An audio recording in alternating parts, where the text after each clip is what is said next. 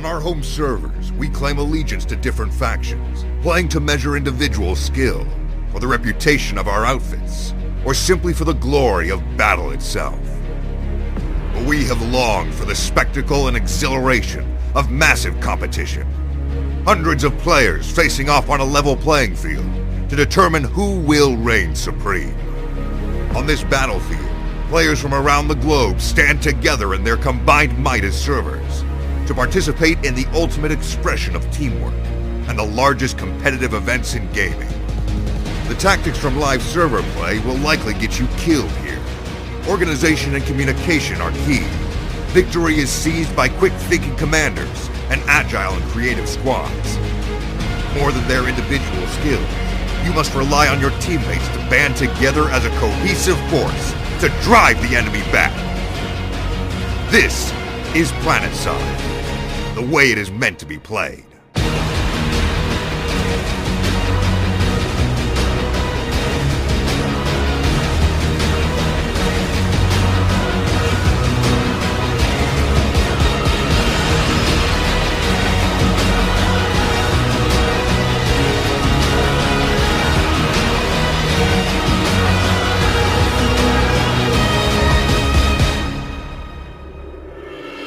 Planetside Battle ServerSmash Tournament 2015.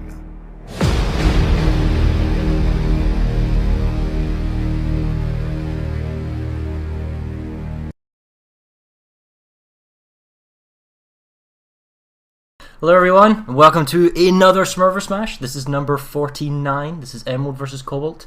I am your main cast today. I am Farah, and today I'm joined by a very special... Yeah, the one and only Poonanners! Get ready for 2 hours of explosions and lasers through the swamps of Hossin! Yes, so today we have Emerald going against Cobalt. This is Emerald's first match of the tournament season, and this is Cobalt's second game as they've come off their loss to Breaks. Did you see that game by any chance? Oh yes, of course. It was pretty hilarious, actually. So anyway, if you guys weren't aware, Cobalt said that due to the timing and having to play early in the day, that was kind of maybe an issue. So today, looking forward to them perhaps bringing a strong team.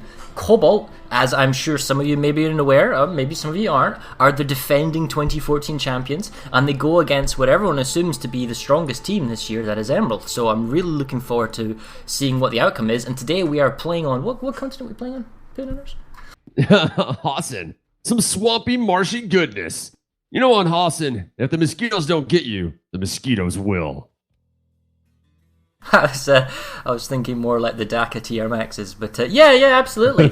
So anyway, we've got our map here as we lay it out, and we'll just go over a quick, brief rundown.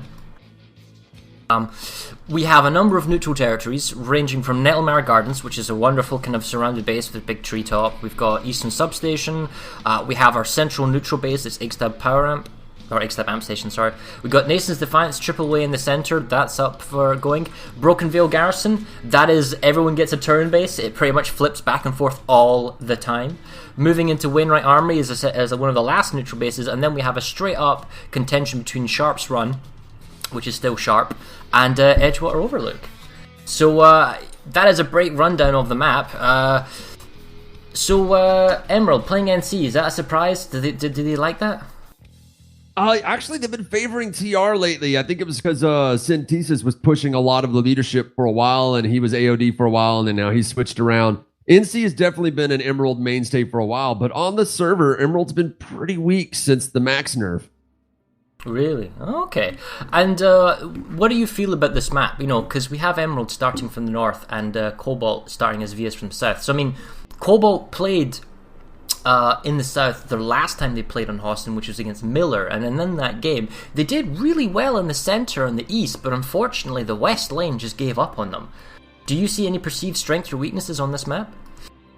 In my experience, Emerald is very strong on this map, which is funny because you're on the server, they hate this map, but it's a great map and they're really good at it. One of the strongest features here, though, I think, is that Cobalt, they usually field a pretty strong Air Force. It's not as strong as it used to be, but most people do agree it is a very strong Air Force. Emerald's Air Force it comes and goes. It depends on what a lot of the Air Force guys are doing. A lot of times they play other games. A lot of them are tied up with Star Citizen right now. But Hossin is a great equalizer for an Air Force. Your Air Force is almost useless on Hossin, so it's fantastic. So it'll be a ground game almost the whole way. So one of the reasons why Hossin is perhaps one of the most complex and unique maps is you have to understand the current meta. The current meta is that, and which was mainly made by Emerald, and it's to be seen whether or not Cobalt follows with it, is that it used to be that you would have preset forces and large quick reaction forces that would move back and forth. Whereas Emerald invented the system where you apply maximum pressure on maximum lanes, and then you assist your adjacent lanes, more or less, to basically to help to save and then to keep tempo. Tempo is very important with force multipliers to always be fighting on the enemy bases and fighting on their countdown timers. So Hossin is one of those maps where, unlike Esamir, which is a limited number of lanes, we have a ton of lanes that can go in all directions, and if you can apply pressure on all lanes at all times, it's extremely difficult to resist that, to hold back.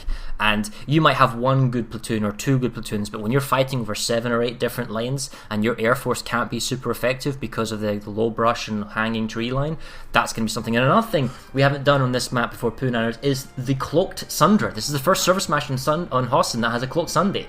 I'm actually really stoked to see how this works. What do you There's think? lots of great hiding places on this map. And what's funny is you're still seeing that in live server play where people are putting the Cloaked Sunderers in the Sunderer garages. They're like, what are you doing? This is the thing that makes it you unique. See some great Sunderer plays. Yes, some great absolutely. places for them. Because one of the problems in the map design, the base design has evolved through Indar to Esamir to Reduce to Amrish, and then you have Hossin, and Hossin is some of the more advanced base designs. And virtually every base has a garage or an area where you can put it that is relatively safe from vehicle spam and relatively safe from air spam, right? But they are the obvious places that you put Sunders. Now that you have a stealth Sunder, you can play it anywhere in Indar. It's like a complete fresh breath of air because you can just take it to a base that either has a garage or doesn't have a garage and plunk it bang smack in the middle of that. Anyone doesn't realize where it is, or it's in the obvious, and so long as you fight from that bubble and reveal it, it's really powerful. I'm waiting to see a play where somebody has a Sunderer and maybe hides. There's something that happened in Planetside 1 is you could hide vehicles as well, so you could have instances when you're about to attack a base, you could deploy your AMS with the cloak field, and you could hide a whole bunch of vehicles and like 20 guys in the bubble just waiting for the right opportune moment just to run out and go kill things. Yeah, now if only the map didn't rat you out. But another interesting thing about this map that they're going to have to watch out that I've been seeing a lot on the Emerald Live play is Hossin, while it's not super friendly for ESFs, it is very friendly for light assaults. Light assaults love the trees and they Valkyries. love to rain down hell from C4. But another thing that Emerald's been doing, because I said it's kind of not friendly to an airball altogether, they've actually figured out how to utilize Valkyries, Liberator bombers, and Stealth libs are dangerous. bulldogs on the side of the on the side of their galaxies Hey, by just just another ducking tree them overbridge. behind trees, playing a Yeah. little peekaboo and just wrecking people. So it can be very dangerous. It takes you a while. Like I remember we were playing one base on Emerald Live on Hossin, and we could not figure out why we were getting the crap kicked out of us. And there were 2 galaxies on either side of the spawn just poking their heads out of the tree, popping us with bulldogs. So, how do you think this is going to start off here? What do you think Emerald's going to go for? The opening plays here in this game. We can obviously talk to the reps later at the end, or the force commanders, and see how they did it. But, if you're Cobalt, for example, and you're coming from the south, do you perceive a certain strength in this map? Is there somewhere that you want to apply pressure to or do something with? Oh man, it changes so much. It's actually kind of ridiculous where it changes. People usually go straight for Nettlemire, but then they end up fighting over it all day. It's kind of weird.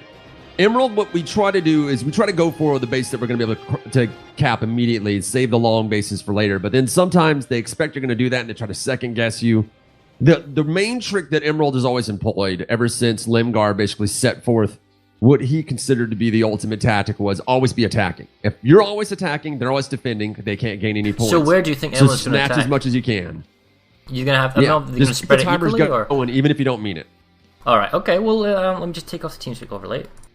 Right, so if this was me, guys, right, and as a kind of a guess to what's going to happen, I would say that in the south, their strength is actually on the western lane, because if you look at large outposts, you have Genuine Holographics and Fort Drexler, so either the west can be locked down between these 2 large outposts, and then main focus can be applied in the center, or we might see that Cobalt is going to apply pressure to Edgewater, to Wainwright Armory, and force these small bases, because if we look here, we've got Edgewater, Liberty, Last Hold, Non-Barracks, Epsilon, Broken Vale, there are small bases all over the map that doesn't have any large base as a block that the West can do, and the West can push very, very hard. In terms of the center, Ixtab Water Purification and Southern Paths, you have to probably favor the North when it comes to Ixtab Amp Station, because it's much easier for them to flip the Water Purification and then get a much easier ride into the Amp Station. Whereas coming in from Ixtab Power Regulation, both teams are going to have access to that. However, Woodman AC is an extremely potent base that has to be defended. And that's the same with Broken Vale Garrison. Anyone who takes it has a much harder time defending it, so you're going to look to see teams pushing out there as quick as possible.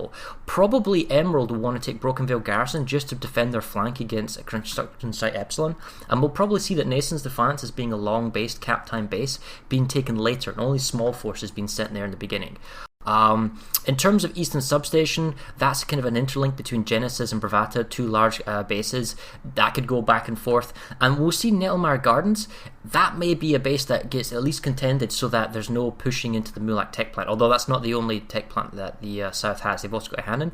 But going up to Ziggurat, if you're the South at Cobalt going to Ziggurat, the air really comes into play at Ziggurat because of how open and exposed it is. So it's maybe not something you'll see push. So I mean, if I was Cobalt, I'd probably see an attempt to focus or maybe block at Ixtab, or applying pressure in the West. And then conversely, if I was Emerald, I might be either looking A, to stall the West, or B, to push it hard myself, but I'd be looking to get Ixtab Amp Station. That's where my main play would be, and then holding the line elsewhere, and then applying to other bases. So maybe getting Ixtab Water Purification, then going for a push for the Amp, but the thing is, you can't do the Amp Station for the first 4 minutes. So then you maybe want to do Broken Vale, maybe you want to do Eastern Sub. I think Wainwright is extremely important. You definitely want to get Wainwright Army, so I think Emerald will play very big for that, and it's to be seen whether or not Cobalt will do the same. But that's my breakdown of the map. Sorry for hogging the mic. It's all yours, dude. Oh, no doubt, man. Something I've noticed though is that even though Emerald, and you'll see this with Cobalt as well, they'll stick with their opener, but very quickly plans will change based on what happens.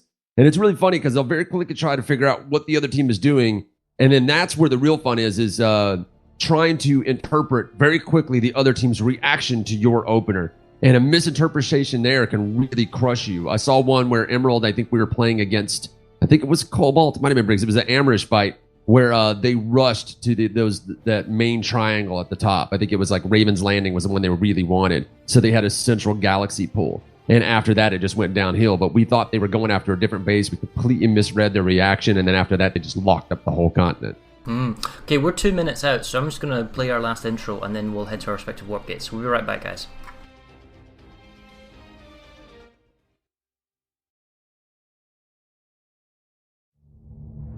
Where we come from, we each fight for loyalty, for freedom, or perhaps enlightenment. But not here.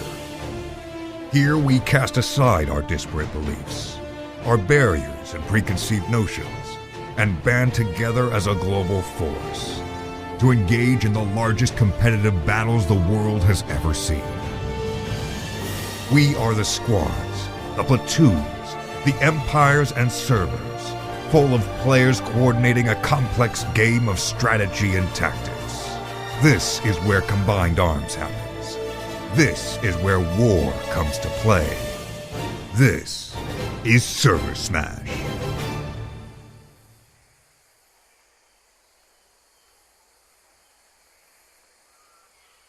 Okay guys, we're 65 seconds till the start. Any last moments or words that you say to your troops before you go into glorious battle just before everything kicks off? There's 1 minute to go until match start. 1 minute to go. Get ready. Thank you, Justice. Yeah, thank you. Go on. Yeah, maybe one thing.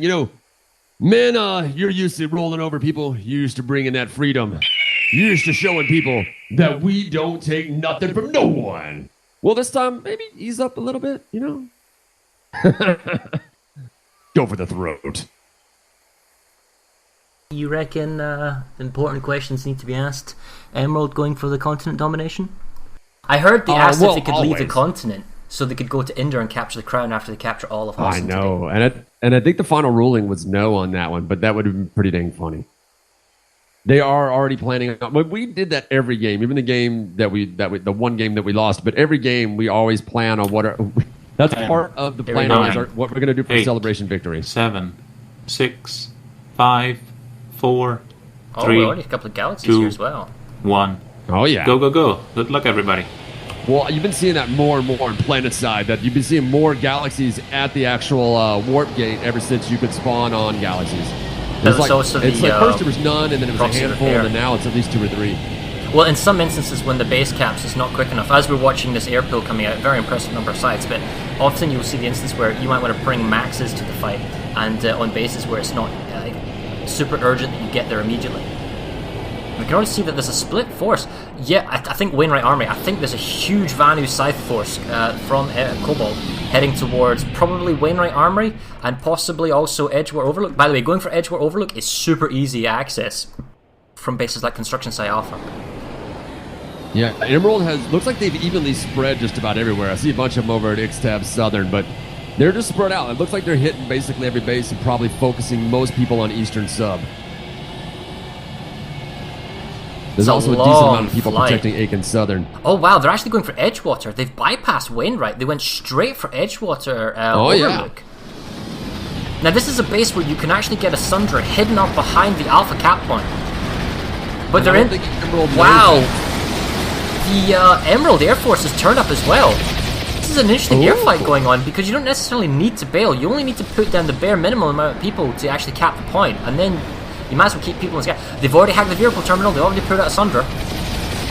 You're seeing the opposite effect over on Eastern Sub, where NC have gone all in, but the Vanu Air Force have shown up to try to stop them. Wow, so right in the very beginning, Emerald played big on Broken Vale Garrison. We have a small force at Nason's Defiance for Cobalt. Cobalt's gone really big on Ixtab power regulation and they managed to get the flip. There wasn't an interdiction at Ixtab Southern Pass. They've got themselves water. Eastern Sub currently is being taken by Emerald, and then Nettlemire, all there is all Emerald. So yeah, and then it's roughly 50-50 at Edgewater Overlook. Emerald has responded to Edgewater now, though. This ought to be a good fight. Well, that's interesting. I don't think... Okay, so there's a stealth Sundra set up outside of Edgewater Overlook. And the proxy chat was, "Don't shoot! Don't shoot!" to the people that are inside his stealth bubble. That's weird. They don't have I wonder if they know about the sweet spot for the Sundra that can be done right behind A point. But another good thing is they've actually hacked the both anti-air turrets, or at least one of them. Emerald has a really hard push going right now on Edgewater. They have responded with a massive force. I don't think they're going to find that Sundra, but they're definitely pushing on the A point. They're taking the stairs, a lot of guys, but I don't think it's going to be enough. A point is covered in Vanu, but they are dwindling their forces. They only have a handful of guys, but they have a couple of bacons up, and it looks like the NC are getting pounded off the stairs. I don't think they're going to be able to take it down. They got some bombs from the sky. Oh, the Emerald Air Force has shown up to support them, and they only got a handful of maxes holding on in the last second, but I don't think it's going to happen. It looks like the NC are definitely going to push this point. They haven't taken down the base yet, but oh, the charge is being repelled. Come Which on. base is this, What dude? freedom do you have? What are you looking at right now? Oh, Edgewater, baby. Edgewater. I'm watching Edgewater right now. The 8 point's underneath. Sorry, I was watching the upper thing. Vanu Sovereignty still got control of this point. They still got control of the base. The main push is coming in from the south side. The NC are trying to take it, and they're getting the crap. It's not happening.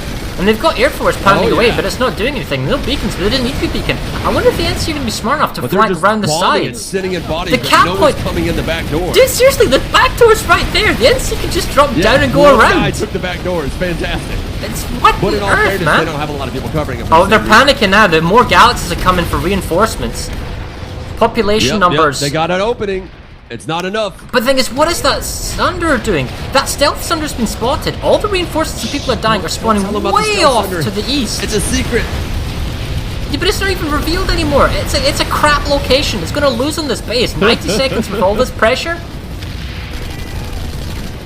Oh, they are having a tough time taking this upper deck, and no one's going to the downstairs. They don't realize there's two doors down there, damn it. They're all trying to fight topside. They're brute forcing but they're running out of medics, though. There's no medics left to pick everyone up. There's no beacons to do it. With 6 seconds go, there you go. Cap's been saved. For the downstairs. Alright, what's happening elsewhere? So, Wainwright Armory, completely uncontested. That's going to work great in Emerald's favour. Edgewater actually isn't back in the hands of Cobalt. Let's check this out. Yeah, they got forces back on board. Actually, they got control again. I don't think you should have left, dude. I think Vanu saved it. Yeah, no. They got 50 seconds left on Edgewater. Yeah, we're back. They're trying to get bombarded by Max and Reaver, but I don't know, man. I think it's going to do anything. That one Max is going to have to go and grow a pair of balls and actually shoot things sooner rather than later. Proxy chat is screaming, get to the point. Maybe a bit premature. If you've got grenades now and you're Cobalt, you throw them outside, you block on the doors. That Max is going to be absolute gold dust here because he's just wiping up everyone, having everyone focus. Now in comes the Cobalt infantry. Emerald infantry comes in, and look at the reinforcement path. That Sundra, all the way off to these, all the reinforcements are coming in, even if it's stealth. Completely the wrong place. Had it been set up on the capture point or on the sweet point or even just behind the jump pads, mega helpful in terms of respawn coming back in. Right. I mean, Emerald responded with an insane amount of people. I mean, they still kept the pop fairly even, but that was everyone. They got their pants pulled down at Edgewater, and it's I think it's paying off for Vanu. It looks like they snatched some stuff up. Broken Veil is now going for Cobalt. Edgewater looks like it's been pushed off. Wainwright Armory has been taken by Emerald. Nason's Defiance, big play here by Cobalt. They're really going for it with 3.5 minutes. They've got about 2 squads there. Extra Power Reg is big fight now incoming from Emerald. They're pushing for it. So that's going to be a kind of interesting fight. Southern Pass, Water Purification, both respectively taken. The amp station's going down. It's no more than a squad, however. Eastern Substation was taken by Emerald, and now they're already beginning to apply pressure on 50-50 fight at Genesis Terraforming Plant. So, I mean, if you're Cobalt, you want to make sure that's always fully saved, so that at least you can counterattack Eastern Sub. And we can see that at Nettlemire, because of the population imbalance in the center for Cobalt, the Emerald is applying pressure on Nettlemire Gardens, and they're pretty much going to get it in the next minute 40, unless there's anything. Oh, and wow, check that out. Wainwright Army's already gone, and there's already a cap going on at Iron Quay. So that is going to be pretty big, because that can break away, because from Iron Quay you can double back onto Construction Site Alpha and Genudyne. I know it's a ghost cap, though. I think they're just trying to pull off some of the pop. I don't think anybody's actually committing to that one. But if no one notices it, it'd definitely be a big The thing is, even with a ghost cap, though, right? If you get it down to like 2 minutes, and then they forced a redeploy to come in, and it's not a ghost cap, it's only 12 that's why we do it. We do that to pull some pressure off the other bases so we can Broken snatch them Veil up. is gone through. Now the thing is, Broken Veil can be lost super fast. And you can also see the Nascent Divine Forces have been pulled off. They're balancing the numbers extra power reg, so it's 50-50 there. Now if you're a Broken Veil, you now need to either go attack Epsilon or attack Akan Southern Labs immediately. You need to just keep that kind of tempo up. You can't, sit on your laurels, because if they counterattack you at Broken Veil, it's a really easy base to lose. And at the same time, you need to, if I was the attacking force at Edgewater, I would send everyone that's Edgewater to Iron Quay. There's no point staying at Edgewater because you've already lost the base, you're not going to get the cap point back, and you've got 2 minutes where they can't go to Sharp's Run. You might as well use it and get Iron Quay saved. Yeah, man. I just don't know that's. I think they're going to probably oh my god. I just realized we were saying that they just dumped a bunch more people into Iron Quay. I think that's really just going to cause an over response. I really think that's what's going to do, and they might actually be better off leaving it. I mean, because that's the trick. Once Emerald starts dictating where you put your people, that's when they've got you. Right now, they're already caused a massive redeploy to Ixtab Power Reg in order to make them save that point because they just weren't stopping it. So currently, I'm looking at a whole bunch of people on that. I'm looking at Construction Site Epsilon, and I like the fact that they're attacking it now, coming out of Broken Veil, but they've been counter-capped from Akan Southern Labs. And because the forces are at Construction Site Epsilon, they're no longer at Broken Veil, and they're being pushed against. This is the crux of attacking Broken Veil Garrison. But what I don't like to see is there's a lack of force multipliers. You can actually drive a ton of Sunders inside Construction Site Epsilon, and it's not being done here by Cobalt. It's something that they could do to guarantee the throttling this down. Right, I'm going to head over to Iron Quay now because this is the next important base that's going to be flipping. And we need to go over to the eastern lanes as well. They're totally going to stop that. Let's see the crash when they stop it. There's no way they're going to let that go through. Oh, they've got so many forces on double building. Galaxy top on the drop, but it's only 3 people on the roof double. And look at this, they've actually driven Sunders up into the battle area of the cap zone, which you can get up on this staircase here as I'm showing on stream. You can reverse up onto that and then get into the battle area. You can even deploy a Sunder right here. Oh yeah, that reverse gear is pretty strong. A lot of torque. Iron Quay, man, it still looks pretty settled at this point. It doesn't look like the Vanu or Cobalt's got the double building, right? If you go up to the roof, you can infill onto the point, which we're already beginning to see, but they need more than just one person. Infiltrator's got to EMP the spawn beacon as well. There we go, he's beginning to contest it. No one was actually covering the point. Second person. Enterprising young soldier. There's one heavy assault inside the Sundra. He's just jumping back and forth. Cobalt's going to need to get more people on board here if they're going to get this. They've got the double building. They just need to go up to the roof, up and over. Get the high ground, rocket down from above. Yeah, they're running out of time. They have to push it pretty hard. I think, it looks like they got to put the stable foothold. They already hold the roof All I got to do is just knock out that other Sunday, and I think I'll be able to take it. There, and a couple of drops on the point. coming in from the top. Yeah, but that Sundra is absolutely wrecking faces. One AV mine underneath its rear tire, and there, there it goes. The deal sealer right now, yeah. Okay, that's it. Thing is, The tempo Kraken. is still in favor of. Because you look at that 63% population, they've been forced to pull away. Emerald just snatches up another base. By saving Iron Key, you'll probably lose Broken Veil, although it is a base that goes back and forth. We see the Emerald also turned up to Nason's Defiance, making 50-50, preventing it going through. X-Step Amp Station is still going through 2 minutes. I'm going to go there next. Genesis is still ticking down. They're at pop now, 6%. And look, there's an unendable push going on for Mulak Foundry. There is pressure going in down on the south. Yeah, no doubt. I'm actually looking at the bases right now, flipping through to see how many bases are being attacked and how many are being defended for each side. And it looks like on every front except for construction site Epsilon, they're being attacked. Cobalt's being attacked. So I'm currently at X-Step Amp Station, and there's an interesting fire line on the cap point. Both shields are down because it's a third-party base. We've got 2 Sundras from Emerald inside on the cap area, and they're using Furies, and they're just the problem is it's only really infantry forces for only really infantry forces for Cobalt. Here comes a GSD Sundra, doesn't really need that. Bumped away by the Emerald Sundra. Force of habit, you know. You know, Well- I wonder though. People talk about that. Did they ever come down on that? People talk about that new capture mechanic where you could steal the time from another team off a neutral base. That's not in yet, so there's no point really But I talking mean, about are it. they actually going to do that? I think so. We'll have to see. We always talk about it. We've been but seeing some of these big base captures where they kind of run a little bit longer. Into that's the third opening because a faction little bit bases back and though. That's forth. neutral ones. That's not. Push, they're concussed. Wow! Yeah. Look how many people just crashed into that. Yes, they just rushed everyone in and just smashed it. And this is the problem though. Cobalt is doing a great job at taking bases off Emerald pressure, but they're bringing more than 50-50. To win these base fights, they're bringing more than 50-50. So look at Genesis Terraforming. Hey, they're down it works for 70-30. I don't know about that, man, because it works if you've got y'all tempo. totally love to OP a base. If you've got tempo and you can afford it, but they can't. They're losing base time no, with X-Step no. Amp. They're losing base time in Broken Veil. They're getting back Iron Key, and that's going to allow them to go with Wainwright, but already we can see Sharp's runs being ticked down on 54-46. So this is great that, you know, Cobalt is able to move and do what they need to where they can, but I want to see them win 50-50 fights and match Emerald's pressure and beat them at their own game in 50-50 fights, forcing them Emerald to They reach probably them. could. The problem is it's a lot about positioning in this game, as you know. But a lot of times, if you get thrown off a couple bases or you make the guys move a little too much, that's why we try to keep them in lanes that are not moving too far. Make the guys move too much, they get a bit demoralized, waiting at the map screen, and then they kind of get soft in the battle or like maybe cold from the battle. So they're not as good as the other soldiers that have just been sticking to it. So you got that problem. But then also they're falling into that classic trap I was talking about, where Emerald is dictating the They're tempo. really telling committing a them lot of where they people have here. to put their people. See, this Oh, is yeah. something concernful. The X-Step Amp Station, a lot of people from Cobalt here are staying at X-Step Amp. They're not necessarily leaving, they're just defending off the Emerald attackers.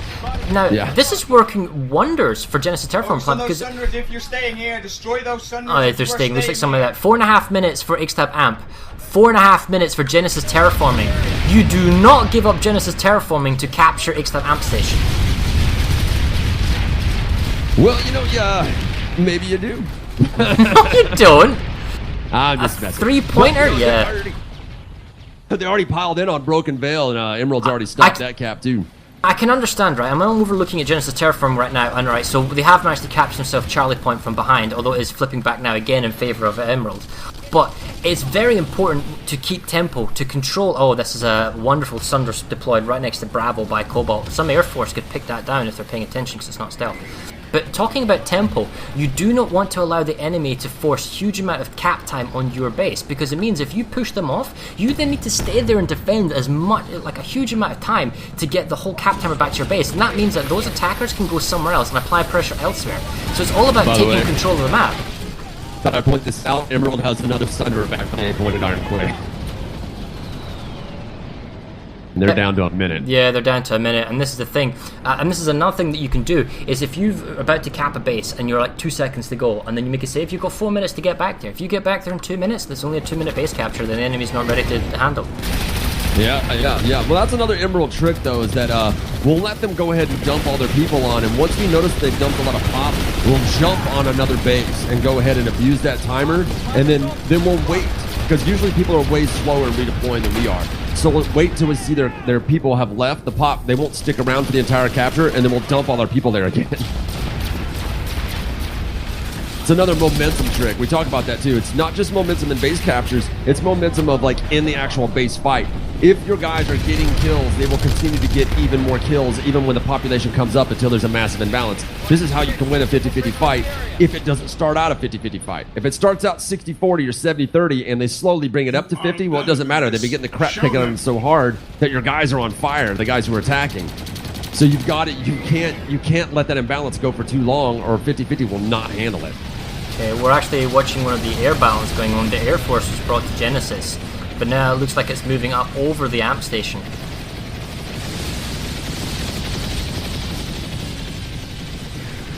SCU's destroyed, not that it matters. 2 minutes, however, now for the Ixtab amp station.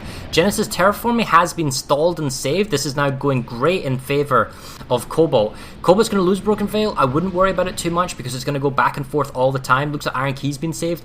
They need to make sure that Sharp's run doesn't necessarily become a thing. It looks like they've pulled it entirely. Perhaps the defense is going to be held at Genudyne Holographics and Iron Key. Giving up some territory so long as you can maybe go for pressure elsewhere, not ideal. Mulak Foundry, 60 seconds to go, that's an important one. Also looks like as far as the airball is concerned, Cobalt has a really powerful Scythe airball just applying pressure, pushing back all of Emerald's Air Force. But is it too much air, you know? Because Emerald is well known for their Air Force. If they get knocked down, becoming infantry on the ground, and if you're infantry on the ground capping paces, it doesn't matter how big Cobalt's Air Force is. Well, it might just look that way too. I know Emerald has that habit on Hossin of splitting their Air Force between upper and lower. So if they can convince the Cobalt Air, most of it, to stay up and fight some guys who are like sacrificial lambs, then they'll just stay up there and they'll be useless. And that panic redeploy is not going to be enough. Mulak's totally going to flip. Well, you've got a Sundry here with dual Furies. Even that one Max is turning up. And look at this, they're not even running through the front door. They're taking their time coming to the cap point. They're not going to make it time. Not one enough. Info makes it to the point.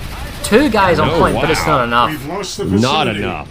So now this is the next thing, right? You've got forces. Do you push the Mulak tech plant? Because Mulak Foundry can just as easily be counter-pushed. And this is actually something I need to see from Cobalt, is after the beginning match calms down and the initial plays, and look at Iron Key, that's about to go down as well. After the initial plays happened and everything's calmed down, is Cobalt able to successfully push against Emerald and take bases? We can see that Emerald is more than happily pushing forward, applying pressure, doing multipliers, and taking bases off Cobalt. Can Cobalt do the same? Because if Cobalt can counterattack, gain momentum, they can take back Mulak Foundry, they can take back Nettlemare Gardens and apply pressure to Ziggurat. We've seen this before in previous times when Cobalt played There goes Mill Key, in this map. baby. Right, and then this is the next thing that kicks off. What's going to happen at Construction Site Alpha? We can already see that NC have got some forces there, and you're going to have a bouncing fight between Fort Drexler and Genudyne Holographics. Those are going to be your stalwart bases you cannot afford to lose on the Western Front. Ixtab's finally been captured. Jeez, that took forever. Small force going for Woodman ASC, and what they need to do is they need to go to water purification now and start applying pressure, start pushing into Emerald's lines, because right now you're allowing Emerald to dictate this battle. They're already up 54 to 44, so that's about 5 base captures. The thing is, I think Cobalt, not Cobalt, Emerald for the most part is going to ignore Woodman. And Woodman just appears to be a feint, and they don't really care. I think what they're going to do, and it looks like they're doing it, they're pushing through to Fort Drexler, and they're just going to try to stab as deep as they can into the Cobalt territory to force more panic redeploys behind their lines. That's all they're going to try to do. That's their game. Keep the other team off center. Dictate their point of battle. Well, this Keep is the another momentum thing. going. Always be attacking. I'm going to go check this out now because I'm currently looking at Genesis terraforming, and it is tenuously close. An overpop here from Emerald. And they sent everyone. Yeah, and this is going to get it down to 2 minutes. If I was Emerald, I'd apply pressure on Genesis because I would sacrifice Mulak Foundry and Iron Key to make sure I got Genesis terraforming. It's such a valuable base. But the other thing I wanted to mention is that currently we see that Cobalt is actually overcommitting forces at Iron Key and at Mulak Foundry, although it looks like they're 50-50 at Iron Key. And the question They is, don't even need to be at Iron Key anymore. how successful can you attack? Like, we saw that at least originally, they had Sunders on the capture point of Mulak Foundry. This is being the Emerald Force.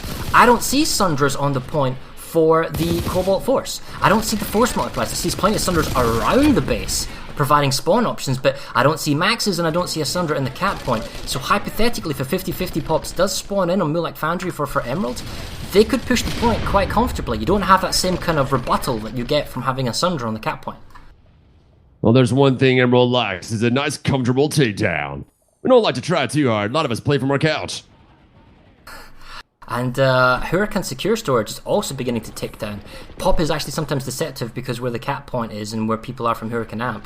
That needs to be dealt with as well, and the counter push of Broken Veil needs to be formulated at some point. It looks like on Genesis Terraforming that the Vanu or Cobalt have committed pretty much everyone to C point, but it is all for naught. They had so many people there, and now they're trying to take up to B point. They cannot get out of the spawn to save their lives. Emerald really seems to want Genesis Terraform. They have committed a lot of people to take down to that 60 base. seconds. This is now super important. If I was the Cobalt commander, it's time to send the Air Force. If you have a QRF, it's time to send the QRF. Look, we can already see that Emerald's sending in Liberator, and also we can see a Valkyrie hanging in the air. Right, so big infantry push is taking Alpha back for Cobalt.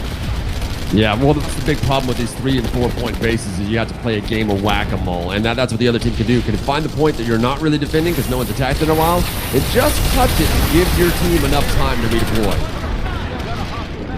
Much population. Actually, check this out. They're underpopped at 44%, so Cobalt is actually still underpopped. But they've managed to get 2 points. However, the cap timer is so far significantly in the favor of Emerald, they can just commit to sending more and more people. You could make this a 3 or 4 platoon fight. They sent everyone. But crucially, behind this, they're getting Nason's Defiance. The center force for Cobalt. Still contested. It's still contested. But they might get it. Now, but look at this. The fact is, you've got forces that the extra population that's missing is Cobalt on Iron Key, and perhaps a little bit Sharp's Run. So this is going to work great for Emerald because although they're threatening Genesis, they're getting Nason's Defiance for free behind this.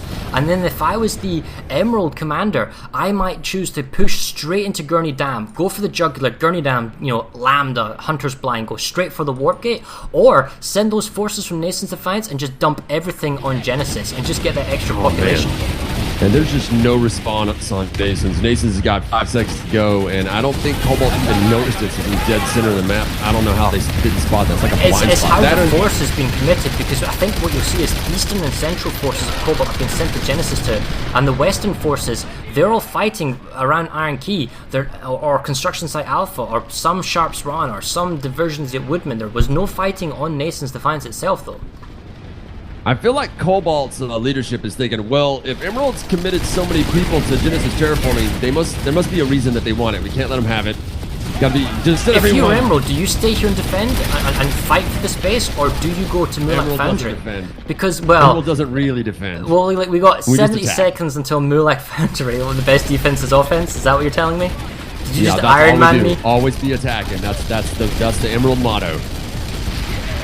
I don't see how, at least with these numbers, the Emerald can take the point back. Yeah, we can see the Air Force, or the control in the skies as we go above the tree line.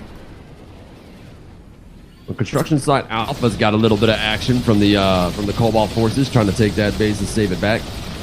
Trying to keep an eye on being saved. All the way over Bravata. Bravata's the air pool. So Bravata's flipped Drexler. Bravata's the air pool for the Emerald forces, and we can see that the Cobalt of Air Force is actually camping over Bravata right now, and there's kind of like a small air battle going on here. Yeah.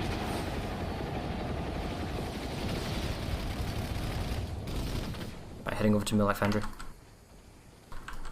And it's been counter pushed. Check that out. With less than 60 seconds to go, I totally didn't miss the fight because I was watching the air battle. It's been counter pushed. And I can tell you why. In terms of population numbers, it was only about 60 to 40 roughly, but the fact is, you have to anticipate that. If you're going to keep 2 squads and keep a 6% population advantage as the attackers, let's say in Cobalt, you have to know that the Emerald is going to send 1.5 times your numbers to Mulak Foundry. It's just going to happen. So what should you do? You should put in 9 Sunders, and I kid you not, 9 or 8 or whatever Sunders you can into Mulak Foundry's capture room. And you should just repair Sunders, Fury Sunders, Blockade Sunders, all of that stuff. And then you just swarm the cap room. And then maybe do a defense in depth with the infantry. And if you get pushed back, use all the pounding of the Furies to bombard all the doors. And you are safe, and you get it. And when they redeploy in, you nuke them. And those Sunders are not wasted because you would then use them as part of the offense to Nettlemar Gardens, which they've actually even got some people at Nettlemar on the assumption they were going to get Mulak Foundry. That's cute, but completely bypassed and pointless. Yeah. Well, that's another thing Emerald tends to do, though. They tend to brute force things. So if you can keep them funneled into a door and just put a few people protecting your other points of entrance, they'll just keep pounding that one and throw bodies against it. And then as a result, it's not so much that they send 1.5 times your force. What it is, they send what they think is a response. And if it doesn't work, those guys radio back and they send more people. So the idea is just much send more people better. so they can take it. See, it's a much better use of a Fury Sunder right now at Extab Water Purification by Cobalt. This is exactly what we want to see. And what I'm trying to get at is that Emerald got Moonlight Foundry back, not necessarily because they played well, simply because the force that was there from Cobalt played poorly. And maybe you might think I'm judging them harshly here as we see Emerald taking back the capture point at Extab Water Purification, but the standards of ServerSmash are very high. If you want to pull off an successful capture against a force such as Emerald, you need to really be on your A game and really, anticipate what's going to come at you. Yeah, I mean, a good example of that is like they're in the last set of tournament, the last round robin tournament. Miller tried bringing what you could consider a random live set of people to ServerSmash against these other organized teams, and it did not turn out well for them. So I mean, trying to compare the tactics and the fighting at ServerSmash to live is almost non-existent. Even the fighting styles and the points of egress, what they do is different, and it changes. It evolves a lot too, based on who's winning. But the core, the Reavers just know these other. But thing is, the core element, however, the game mechanics that are available to you are the same. The core building structure attacking a base is the same. And the base layouts are the same when you're attacking it. So I mean, it's not like a completely alien concept when it comes to attacking a base. You have to anticipate that if you are attacking a base and you actively reveal your hand, you don't have a reserve ready to come in at a moment's notice, and you have X number of people at this base, you have to know that the defenders will come in with more than your numbers. And they might even come in with a max crash or their own vehicles or whatnot. What are you going to do about it? Because there's no point controlling the point for 3 minutes and thinking you're doing well. It's all about that last 60 seconds when it comes to a base capture. And this is what Emerald can do really well. It's all about the last 60 seconds about how they can take a base. Yeah, but it's kind of been a moving target. That last 60 seconds is, that's where we started out, and then people started sitting there, Air Forces preempting the last 60-second push. And it's been kind of messy. You kind of really have Gurney to Dam, 60 seconds to go. Let's watch it. It's only infantry at the moment for Emerald. They've completely got the A-cap point internally locked down, and we see they're coming surrounded on all sides by Cobalt. But Cobalt has to get inside here in 50 seconds. It's going to come down to what kind of consumables they've got left. Have they got grenades? Have they got conks, EMPs? Stuff that they can mash the door. But the temptation is not to throw it right now, is to throw it at the last 20 seconds.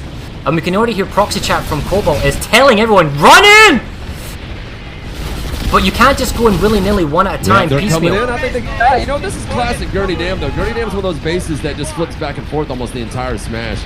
Even when someone takes it, then maybe someone else takes it. It's like... It's an eternal fight that never ends. But look at the tempo. The entire defensive force has gone to Gurney Dam. Where have they left? They've left Genesis terraforming. Genesis terraforming an incredibly tenuous base because it got ticked down so far before the real fighting kicked off. Cobalt is going to lose it to Emerald here. And look at this. The forces that Emerald has brought in with tempo. That's why Emerald attacks bases they don't really want. 3 or 4. Jeez, man. Look at all the Sunders on the point. Bottling in all their forces now in A. Total bottlenecking the capture point. Even going for Charlie now, it doesn't matter. With so many people, or the progress bar so far, look at this, Galaxy going to drop in on Charlie. 19 seconds to go. What's this going to do? It's going to buy you about 10 seconds. They didn't even kill the guys in the roof. At this point, they don't really know that it's a percentage. It's not a set amount of time. So trying to flip it this far down doesn't. Bravo. Now that's very important. Yeah, but the thing is, this is so close. Now as Emerald, you send everybody and you brute force this through. Oh my God! I just don't think it's going to play out that way. It's not classic Emerald. Emerald tries not to let the other team dictate what they're going to do. They're so close though. They're like 30 seconds. People sucks. Yeah, but if they redeploy their infantry forces from A and then push back on B, which they have just done, there you go. It is under 30 seconds. That's what you need to do. And if you've got an air force, you send it there now. And the Thunder is starting to make his push for C point.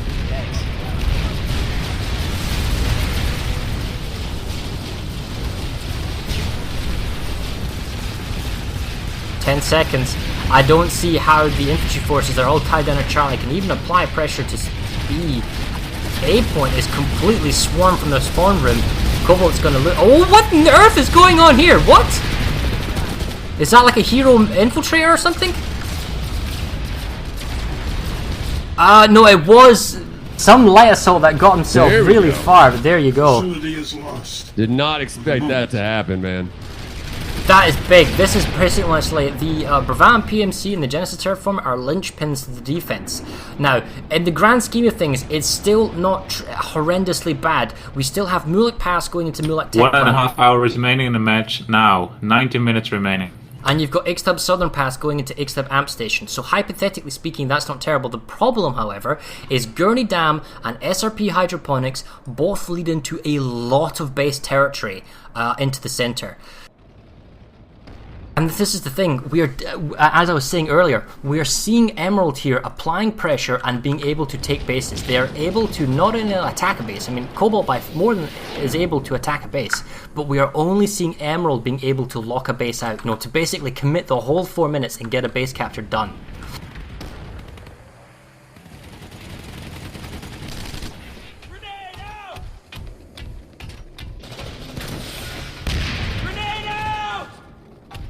Eyes open, enemy heavy. Enemy max. Checking down on the line, so we're looking at Broken Vale Garrison here, but it doesn't look like, no, they've lost control of the capture point. Even with reinforcements, this is going up to 1224. Gurney Dam's about to be saved. I wonder if Emerald will come back on the last second, preventing Nathan's Defiance from being messed with. And we can also see that Ixtab Power Regulation is now being attacked by Emerald against Cobalt. You there, Nanners? Yeah, sorry, my OBS was being wonky, so I had to restart it. But yeah, it's classic Emerald taking bases. But yeah, that's one of their deals is they watch the timers. Limgar actually taught them how to know what the timer is on each base, what's going to happen when they have each point taken, and to actually play the time game. So what you do is you go to a base that has a lower timer, and then you set up a people suck, which is a base that has a much bigger timer and is more of a pain to defend. And you throw a bunch of guys there, run the timer down, so they'll come. And what they'll do is they'll not just send all their people to save it at the last minute. They'll wait for the timer to go up to a certain point before they redeploy. So while they're there, you get to work on the smaller base. Cobalt has sent their air force to deal with Ixtab Power Regulation taken down. However, the air force is bloating the infantry numbers, so their infantry can actually redeploy in. And as a result, the defense they've got at the moment is still holding, but even if they manage to make a last second save, as I keep saying, it's all about tempo. You don't want to make a save at the last moment, you want to make a save as quickly as possible and then reapply pressure, because if I'm Cobalt right now, I want to be fighting at Woodman ASC. I don't want to be fighting Ixtab Power Regulation, or I want to be fighting at Water Purification and not Ixtab Amp Station. And Ixtab Southern Pass, now this is a vulnerability, because Ixtab Amp is actually kind of weird, because the Emerald Force that's in there is not even serious. They've just flipped the point and they're camped on it with a couple of maxes, but they don't really seem to care. Right, well, I'm not seeing it right now, but I'm currently overlooking Ixtab Southern Pass, and this is a unique base where, as we watch a small Valkyrie squad drop in right into the firing line of a death firing squad of Emerald. That's going to be like one of the worst drops. He just flew straight over them. They should have dropped him on the roof. Anyway, as I was saying with Captain Hindsight, you can actually drive a Sundra on Ixtab Southern Pass, past the spawn room, as I'm showing with a mouse here, along, and you can actually deploy the Sundra behind on the A point, completely from cover of air and the enemy spawn, and you have instant reinforcements on the capture point. Now, we're not seeing Emerald doing that. I don't know if you guys here researched this or are aware they're going to be here, but the simple fact is, we've already got pressure coming at Ixtab Southern Pass, and it doesn't look like anyone from Cobalt is able to respond. Although, look, they have taken Mulak Foundry, so that's great, although it's right on the edge of the map, and they are applying pressure on Nettlemar Gardens, although they're now at 50-50 fight by Emerald. So Emerald has redeployed exactly 50% of the numbers, not overpopping to 60% or whatnot. They've got some Air Force, they've got some Valkyries, but the capture point still in the hands maybe of Cobalt. Kind of, yes. The problem is the forces that are trying to defend outside on the eastern building, they've been kind of capped behind. You need to go back and get the point. Well, Emerald has actually committed a sizable force to Genodyne holographics, and it looks like Cobalt has actually tried to respond as well. I got a couple battle studies on the outside trying to find a good place to actually set up. But it looks like they both want this base, so this might actually be a pretty good fight. It's pretty close to 50-50 over here, and it's a good crap ton of people. Yeah, so if Broken Vale with big fights right now. If the stream was wondering where the hidey hole is, this is the hidey hole. It's no longer the hidey hole. I don't know if you're aware of it, but Nettlemar Gardens has a little hidey hole above the... you can basically hide people in it and then come back later and then drop down. But anyway, it's been cleared up. Wow. believe that or not, there's actually pop advantage in favour of Cobalt. Okay, so they're bringing reinforcements in Sunder, but it's to be seen. As long as they're fighting on the enemy base, it's fine, but they're losing Moonlight Pass here at 74% to 28, and Southern Pass is going for free as well.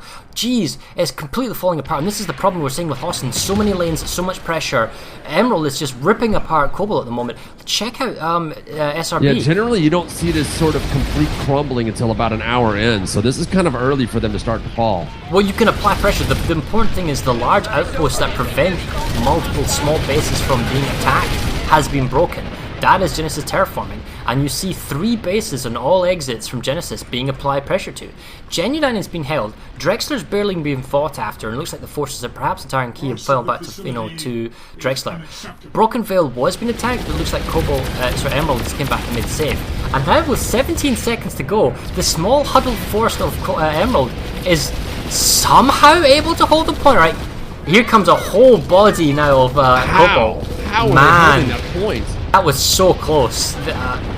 But they didn't even commit hardly anybody to that base. How do they hold it for Look so long? at the number of freaking 48 plus to make a save at SRP. And what does that mean? It means those That was numbers... desperate. If that was 50-50 numbers, guys, you would have had equal fight at Ixtab Southern Pass, and you would have had equal fights at Mulek Pass. And the fact is, they can still redeploy out of Hydroponics into Mulek Pass and make a save at Mulek Pass. They won't. They'll hold on to it for a minute. They want to run that clock What down. they want to do is they also want to go to Nettlemar. If I'm the Cobalt Force, I want to send reinforcements to the Nettlemar capture at around the 2-minute marker, because you know that Emerald's going to come back with around 50% or more. So unless the Nettlemar guys have got force multipliers, and by the way, it is entirely possible to drive Sunders and Harassers into the cap point, which you didn't see Cobalt do. It's all about kind of knowing the base you're in and gimmicking it as best as possible. They still need to leave people on Hydroponics, even if it's like 6 to 12 guys, just to make sure it doesn't get counter-pushed, because if I'm Emerald, I might come back here on the 1-minute marker before it's fully saved, and then have it tick down all over again. And then the amount of time it takes for Cobalt to react, it becomes a 1-minute base, and while we can see the Cobalt Air Force flying over to the ramp station... Oh, dude, my No, game they got the crashed. I point can't back. see nothing. Your game crashed? Well, I'm glad it's you and not me, because I was having an This absolute time, stress this time. attack. Genuine Holographics ticking down 61%, small pop advantage. So I wonder if Emerald is shimming their forces around, or Cobalt is feeling committed to actually having to pull out numbers from certain areas and applying it elsewhere. I'm telling you, what Emerald's going to do is they're going to continue to push, because they want to at the very least, touch that warp gate. So you're going to start seeing some little daggers come around the outside. I think they're going to pull a little bit of a Farah, maybe just push one lane really hard, right? I don't know, man. Pressure on all lanes at all times. You pressure Ixta Power Reg, you pressure the Amp Station, Gurney Dam, SRP Hydroponics, which is again already ticking down from only like one guy. Oh wait, no, it's been saved. Mulek Pass is going through on a 50-50. Nettlemar, their only offensive capture, has been slightly outpopped by the NC at 57%, and it's going slightly up. Did not get any reinforcements at that time when they attacked. They left the number that attacked it and stayed there. One of the key elements to attacking a base is you send, and as you're saying, you send X amount of forces to make it as if a base you don't want, or you just send them there to do the attack, and then at the 2-minute marker, the 1-minute marker, you make sure you have people there as reinforcements, or as multipliers, or the Air Force, or something to hammer through the defense, because the defenders are going to send only X number. Most people don't send an entire platoon to stop a squad or 2 squads of people. They'll send just the same amount of people or slightly more. So if you send then the equal forces attacking there to reinforce it, then you dictate the fight and you win it, and you basically outplay or out-mind game the other guy, and then you win the base. And then we're not seeing Emerald has Cobalt just in pushed in on Iron Key and have pushed all the Vadu off the A point. Oh, with the exception of one, and a couple of zombies are coming in. It looks like they're dropping res grenades, but the res grenades are coming in too late. Get bombed from the sky. You got yourself some galaxies for days by Cobalt. Wow, About check the 6 Air Force. galaxies over Iron Key, just pounding the point, raining down men and death, making sure that they can keep this point, but it is not stopping them, because those trees are blocking all the explosions, and NCF A point locked down on Iron Key. All the reinforcements are coming from Sunder to the north. They've got Maxes and extra people coming. They really are committing to Iron Key to kind of maybe open up a fresh front, or to kind of That's now clean the 8 lineup. galaxies. What's the Oh, no, population? 7 galaxies and a Valkyrie. 62% population. I worry this because, let's be clear here, Cobalt is playing big on Iron Key. 60 seconds to go. Look at Genuine Holographics. Alright, it was less than that, but it's 3 minutes now, so they've managed to at least get a point.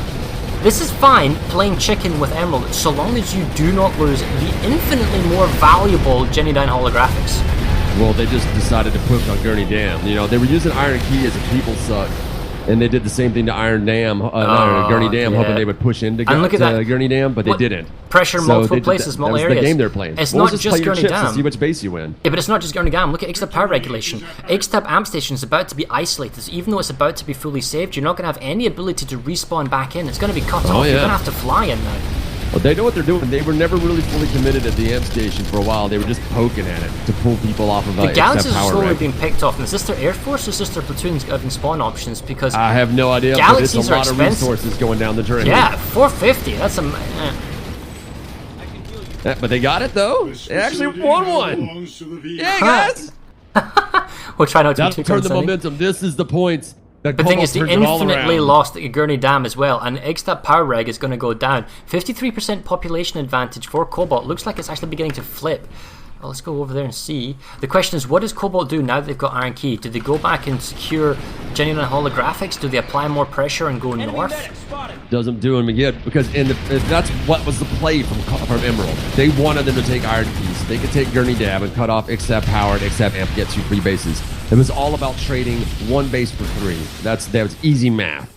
And that's why they did it, and Cobalt just fell right into it. Committed a bunch of people and resources to a base that Emerald was really giving 55, and here, get this right. We're watching a 50-50, and it's slightly just before it was in a population advantage in favor of the defenders. That's Cobalt. 50-50 fight against that power regulation, and they cannot push the point. With the defenders' advantage of fresh consumables, ability to pull a max, ability to bring the vehicles, drivers to the cap point, they are unable to push the point. And that's where basic gameplay comes in. Knowing your bases, knowing your lanes, and more hilarity than that.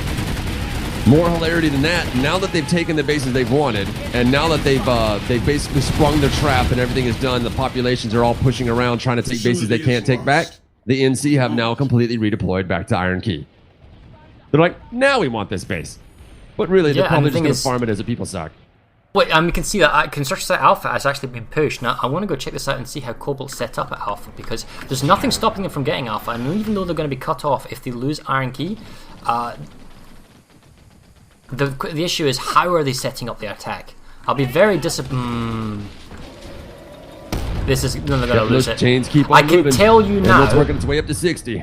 I can tell you now, guys, by looking at the Construction Site Alpha push, they're going to lose it.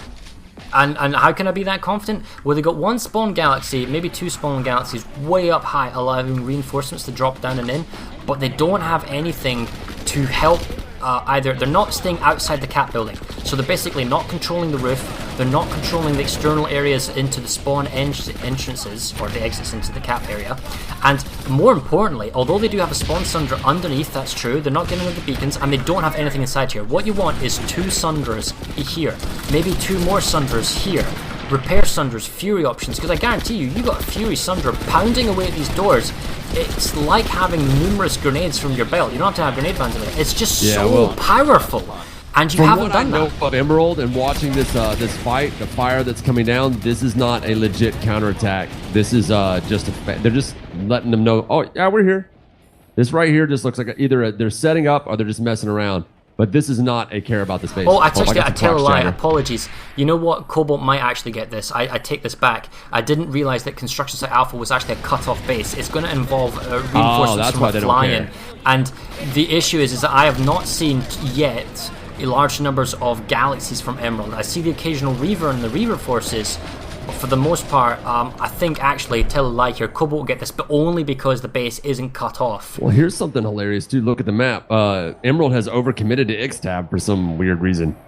Hey, if they want it and they want it to short their line, they can afford to do this, though. There's no one there defending it. Thing is, they're going to lose Gurney Dam, so it really depends how the attack at Gurney Dam is set up. But is that too many people? Probably. Are they willing to give up Gurney Dam to get X-Tab amp stations so they can't be counterattacked in 3 different directions? I guess it's sort of important. It shores up the line. Let's be clear. We've got an hour and 15 minutes left in this game. If they want to go, basically kind of safeguard everything. However, they do need to make it work at Nettlemere Gardens, and they do need to do some work at Garden. Oh, and what did I say? Construction Site Alpha? They got pushed off.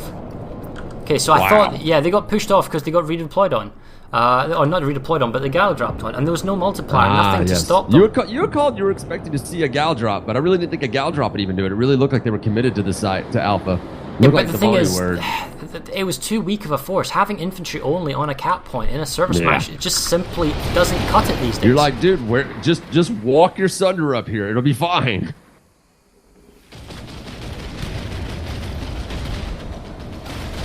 I don't mean to be negative, guys. I do really like to be positive, but yeah. Okay, so positive me says, Gurney damn, Cobalt has lots of people. Wow. Sunder outside dominating the Valkyrie from Emerald. I mean, they got, what, one proxy, one repair. Sunder needs a little bit of help. They got a lot of infantry. What I want to see them do here is a defense in depth. I'm not seeing an air force from Emerald. I want to see people outside on the line, which is exactly what they're doing, watching both sides. The Sunder is moving around, which is great, because we actually see this max crash coming in from the eastern lane. I'm not sure what Emerald's hoping to achieve here, walking very slowly into a wall of death. Yeah, that didn't go anywhere. Wow, that was incredibly sloppy play there from Emerald. Sorry, I was following an NC Liberator being chased by a whole bunch of Cobalt sides, and he was just dodging them and blowing them up. And I was like, the only person I've seen fly a Liberator like that is Hemoglobin, but he doesn't have the right outfit tag. So just somebody else who flies as good as Hemoglobin in a Liberator, it looks like. Victory. Well, that looks like Gurney Dam's going to go through. Nettlemire looks like it's going to be saved. SRP Hydroponics is being re-counter pressure, so there's nothing on Genesis Terraforming. Mulek Pass is now also up to 1 minute 20. Ixtab Amp Station is not going to get any save unless a Galaxy moving. I think it's just been given up by Cobalt. Cobalt's making a save, and Genuine Holographics was 2 minutes. Looks like they're back in the construction site alpha with 1 minute and 30. So many potential options and bases to go to, but I think, and check it out, Hurricane Secure Storage is also going through. I'm going to go to Mulek Pass first. Man, I just think the Gurney Dam one's a bit funny. I'm not entirely sure on this one, but if I had to guess, I'm thinking that what Emerald's doing, what they normally do with Gurney Dam, is they want it as a people suck, so they need them fighting there. So give it up if you have to, and then take it again, but you need to keep forcing them to the center of the map so you can take the outside edges. 60 seconds to go. Cobalt has a spawn Sunder to get to the capture point, so they can come from the spawn room and they can come from the spawn Sunder. Now, are they actually coming as a team, as a squad, or are they just coming in piecemeal? It looks to me like they're just really just coming in ones and twos, almost like it's live play, you know, just coming in, doing your own thing, not really staying as a tight-knit group. I reckon they are going to get the point though, just simply because it's too hard for Emerald. I'm not sure why Emerald has so many people committed to Ixtab Amp Station. I guess they're just worried about a gal drop. Well, to be fair, you want to make sure it goes through. You want to guarantee that, you know, it's basically a behind the lines base that has access to 3 of your bases. You just want to nail it out and get it done. Like, you know what, we can lose a few points in the next 12 minutes. We're fine. Oh, this stuff broken. They destroyed the HCU though. I don't know, that was a good call. Is this it? They finally got the capture point back? Yes, barely. Right. The thing is, it can be counterplayed. Are the population numbers rising here for Emerald? Maybe a little bit, but Cobalt has more. And they've got themselves the cap point, but 3.5 minutes now until it's fully secure. They're going to have to stay here and make sure the stay is safe. Extra reinforcements and aircraft and vehicles are coming in from Emerald. What's the next base they're still going down? fighting over Alpha, still fighting over Keys, still over Holographics, man. It's just Check this out. Now that they've got Gurney Dam, Cobalt is going for Nation's Defiance. They're going for Ixtab Power Regulation. Do they necessarily take it? No, but I love the fact that they're trying. SRP Hydroponics, way too many people, half a platoon there. That could be used elsewhere. Now, the reason that Cobalt is perhaps doing quite well at the moment, I use well speculatively here because they're going to lose Hurricane Secure Storage, is because there's half a platoon that is being held up at Ixtab Amp Station, and there's half a platoon for Cobalt that's been held up in Hydroponics. As soon as Ixtab goes through, like right now they can dunk onto Ixtab Power Reg, or they can go to Hydroponics, or they can go to Mulek Pass. So many options now are available to well, head on over to Mulek Pass if you're not there already. There's actually a pretty impressive fight going on that base right now. I'm going over to Hurricane just for a few seconds. Hurricane Secure Storage, 11 seconds, and it is essentially uncontested. There's just practically nobody here. Mulek's got a contest going on, and it's pretty nice. Emerald's moving in a lot of Sunderers, actually pulling Sunderers up onto the freaking point. The nice force pushing on an A point that is currently owned by Cobalt. Cobalt has a handful of bacons on the ground. They're dropping a lot of people, and just one little piece of air force trying to get underneath the tree line, but getting the crap pounded at them. And Emerald's about to push their force on the A point. And Mulek Pass, oh, they're getting stonewalled at the door. They breached with grenades, but it is not going to be enough just yet. They got blueberries all dead on the A point, and they cannot seem to breach the A point at Mulek Pass. But with 2 minutes on the timer, I don't think it's going to be enough for them to stop this push from the NC. They're going to have to redeploy a lot more people. The pop is still 50-50, so it's anybody's game, and the procs is just going crazy while they cannot get in this room, even though there are multiple points of ways you can get in there. They're only taking one door to get inside. I'm wondering where the population from hydroponics is going, and I'm also wondering where the extra pop is going to go. Looks like they've committed a sizable force They're still to outside, dude. holographics. They've still got 2 There are maxes holographics outside as Mulek well. Pass. Pressure is still yeah. here. They're not being pushed off at all. They can't get inside because they're getting pounded by this guy on a turret, right? He's on a mana turret, but no one's coming in the back door to shoot him. No one's watching the back door. No one. They got some breach grenades coming down, got some Jesus grenades bringing people back. They don't only... Oh, there's the Maxes pushing in. Nice golden gods. Oh, and he gets dropped immediately.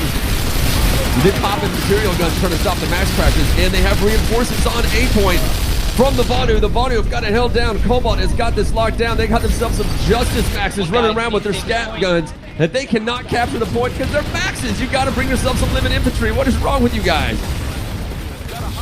Unloading Max lives on the point.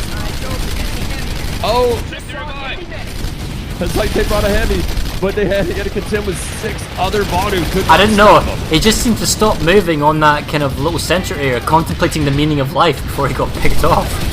Yeah, well, he's like, there's too many material guns. I just need to sit here. Maybe he thought he could capture the point. I'm not entirely sure what was going on there.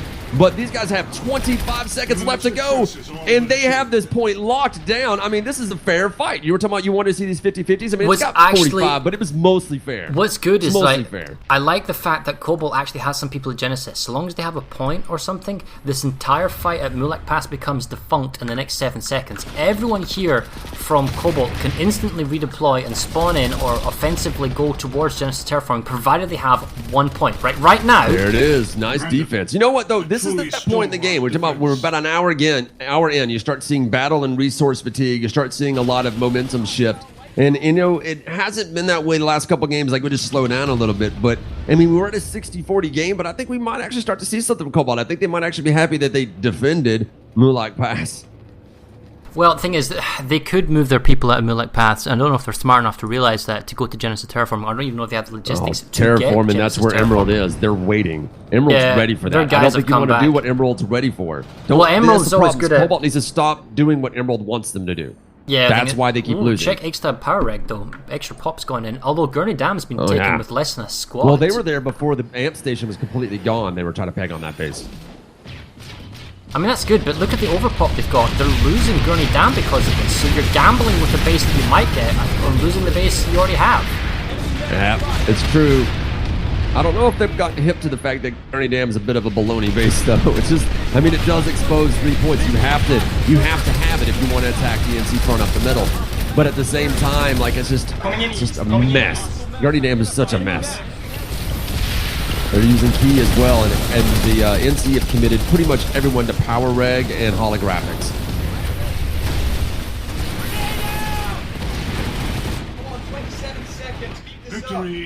Yep, I think they might actually get it. There's so many NC surrounding this base. Emerald is bringing in Sunders and Galaxies. Look at the and Cobalt Maxes Sunder that are just going down. Oh, they've dropped it's the Maxes though.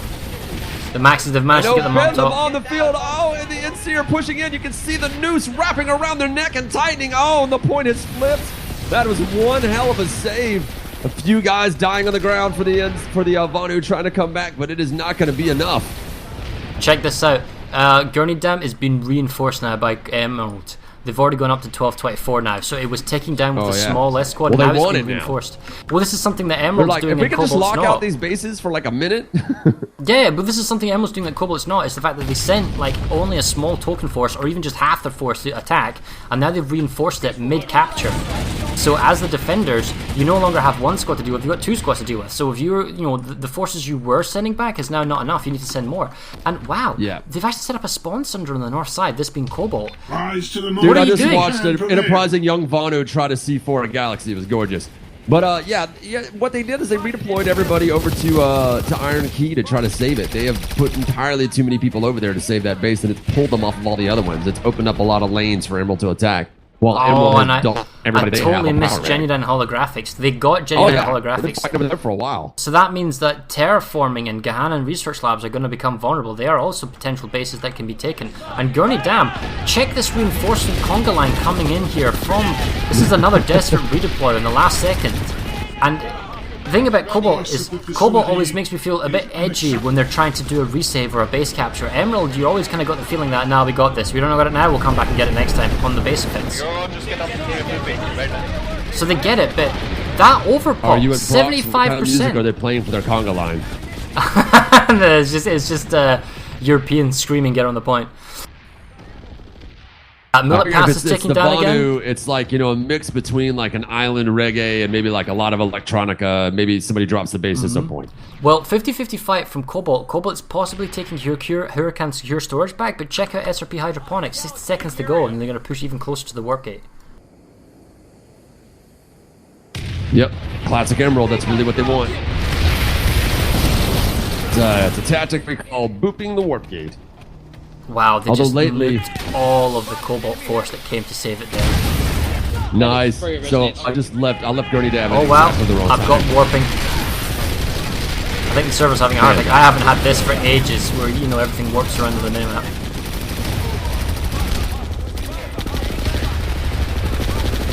Horrendous lag currently going on the capture point SRP Hydroponics.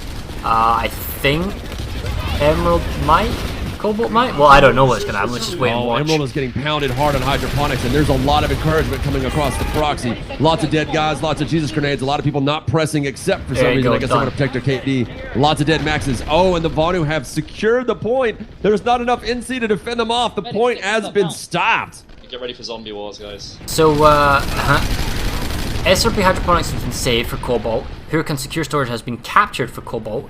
Gurney I don't know. Dam It is looks like being there's a counter saved. push. I think you might have left too soon, man. Not left just yet, but I'm still hovering around. But I mean, for the time being, it's been provisionally saved. I mean, they've got Air Force and whatnot around. They just need to get rid of this fresh redeployment or reinforcement. All right, I think they've definitely turned the tide now. They brought in they brought in the freaking Galaxy Swarm. He's This Galaxy currently Swarm is fine. hilarious. It looks like Mulek They're doing Pass has been backflips. saved. It looks like their attack on Elmar Gardens, however, has been stopped. The next crucial base that has to be dealt with, that currently, due to population numbers, is the Western Lane. Is getting pressured. Hurricane Secure Storage instantly re-attacked 60-30, Oh, 60-40. Iron Key 60-40, and OMR terraforming, right? Again, 70-30. Well, I will tell you what's going on right now. That's it. Hurricane That's it. Storage is where they're committing a lot of people in order to try to pull people off of hydroponics. What they're expecting to happen right now is that they're going to run the timer down a little bit off of hydroponics and start peeling people off to protect Hurricane Storage, and maybe even try to really push on Iron Key because they need to save that base. And when they do Terraforming, that, oh my that's when God. Emerald's going to dump everyone on hydroponics and try to take it for real. Terraforming is one of happen. those bases where it's an open exposed capture point. Emerald has got Oh, himself yeah. a Battle Thunderer, you know, with composite armor, double Furies on the top, basically watching their cap point, so it's going to be very hard. We got some spawn-ins by Cobalt, maybe using the anti-air gun, but Emerald's brought the Galaxy or the Liberator and kind of a small air force. There's no air force here for Cobalt, and they're outpopped 2-1. And Emerald's the guys who brought the force multipliers, not Cobalt here, so this is a very difficult capture. You know what? I don't think they care. I don't think they're really concerned with how difficult to capture a particular base is. I mean, I to think they save. just I mean, it's a really really just difficult stick save. it out and just run the timer down. I mean, I know the base in itself is a pain in the ass, but it seems like what Emerald really does is they just watch the timers and they watch the population numbers. It's just a numbers game sitting in the map. This is why a lot of people don't like to be Force Commander, because it's called Map Commander. It's like the world's jankiest. It's a living RTS, dude. Yeah, it's... Yes, it's the world's jankiest RTS. I mean, if you could actually highlight the players and push them to a point like you do in like Warcraft, for example, it'd probably be a little bit easier. Of course, half the time your players say no. They got a second battle, so they're watching all the entries, watching the teleport room. I mean, I know, more dude. population They is got it coming locked in. down. It's 50-50, but it's too late 50-50. Iron Key's been saved. Hurricane Yeah, it might be Secure Storage, 50-50, I but don't know. Emerald has Emerald what's has going better on? infrastructure, but somebody snuck in and took a taste of the A points. He just licked One it. guy Just ran gave the it a little back. Vanu lick. Combat medic, one guy. I mean, that freaked out Cobalt. It's right, you know, Emerald got really. They pulled like a whole bunch of people to That's the cap what point. That's my live play. I do that stuff all the time because there's a lot of ways in these bases to get around these points that no one seems to ever really pay attention to. And there goes the capture. The Brits got it. Iron Key's re-ticking down. Gahan Research Lab's got some NC already there. Hurricane Secure Storage is still being contested and ticking down in favor of Emerald. We're still fighting over Mulak Pass. It's just never going to end. Alright, we've got an hour left in this ServerSmash. Normally what happens is that the number lanes condense, but that isn't going to happen for a while. SRP Hydroponics is still being contested. Mulak Pass, my goodness, that's platoon plus, 2 platoons each currently fighting over at Mulak. Hurricane Secure Storage is 60 seconds to go. Long bridge fighting. I'm not seeing how Cobalt is 60 minutes remaining in the match. Now, 1 hour remaining. Let's take this moment to look at some stats for these before the final hour gets kicking off. Sure. I'll just hover over the bridge, watching down the line.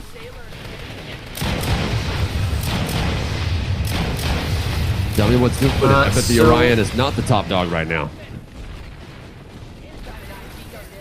Wow, it's not. No, the Orion is not. That's maybe an indicative of how Cobalt is doing poorly, perhaps, if you want to look at it like that. But basically, depending on how you want to look at the statistics, guys, even if it's just a rough guide, we can see that there's a clear kill gap between Cobalt and Emerald. Cobalt having the inferior number of kills. The LA1 anchor is way in the lead of the Orion, and even if you combine the Orion and SVA-88, it's still kind of close. Dude, check that out. The AF4 Cyclone, the SMG, that is like second for the NC. How many heavy assaults do you think are using the Cyclone right now, using that incredibly dirty tactic? All of them. Freedom, baby. That's how we do.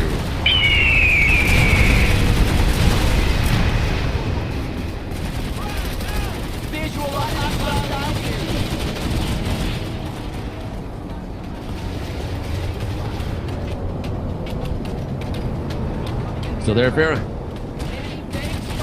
I was just looking at some of the statistics rolling on the map for people. So, a reasonable Galaxy Pop guarantee capture of Hurricane Secure Storage, forcing it through. Gurney Dam, small forces ticking it down. Nason's Defiance actually has a small cap going on. It's so hard to capture. To be honest, I probably wouldn't even go for the large outpost. If I was Cobalt right now, there are infinitely more bases to be saved, such as Mulak Foundry, and there are infinitely more bases that can be captured, small bases, before you even need to come across large ones. Like going for Wainwright Armory or Hurricane Secure Storage, nothing but small bases. You don't have to deal with large bases in the multiple points. But it's how you attack them. I just noticed something I think Emerald's actually trying to do. I think they're pushing on both Gurney Dam and Hydroponics, and then they're trying to split some numbers. They're hoping one of those bases will give way. And I think they really want to push Hydroponics into Hunter's Blind so that they can push it up Outpost Lambda and cut off the dam. Or at the very least push it into that warp gate, try to cut everything off. The old strategy that we still haven't got to work, Operation Cockblock. I think Miller pulled that off for a moment, didn't they? Was it Miller? Who did that? Oh, it was Connery. Somebody did it for like a moment. They were able to cut off their entire warp gate, pre-game, and they did it for like a minute and a half, and that was it. Yeah. Well, we're currently looking at Gannon Research Lab, and 6 seconds to go. We've got slight overpop for better than this. Show them. Cobalt. Yeah, actually, it is Cobalt. It's got slight overpop. Yeah, Defender overpop. No, it's not even the Air Force. They're having to fight their way through some rather devious set-up Sunders for Emerald. Emerald's holding on, 45 seconds to go. And another thing we're seeing is that Emerald doesn't fight on the capture point or on the capture building. They like to fight in defense and depth. Hold on, Emerald just redeployed a sizable force out of Hurricane Secure Storage, and I don't know where they went. Well, check like this on out. the map, Cobalt's a lot of people attacking just Wainwright and Construction Site Alpha. They're being aggressive, and I'd like to see that. That's good. They did put a handful of people on Nason's Defiance, but what I generally do in order to see what the fights are is actually run a heat map of the ally and enemy activity, and I just saw a lot of ally activity. Oh, there it is. They just spread. What are they doing? They just spread out over like a good portion of the map where there isn't anything.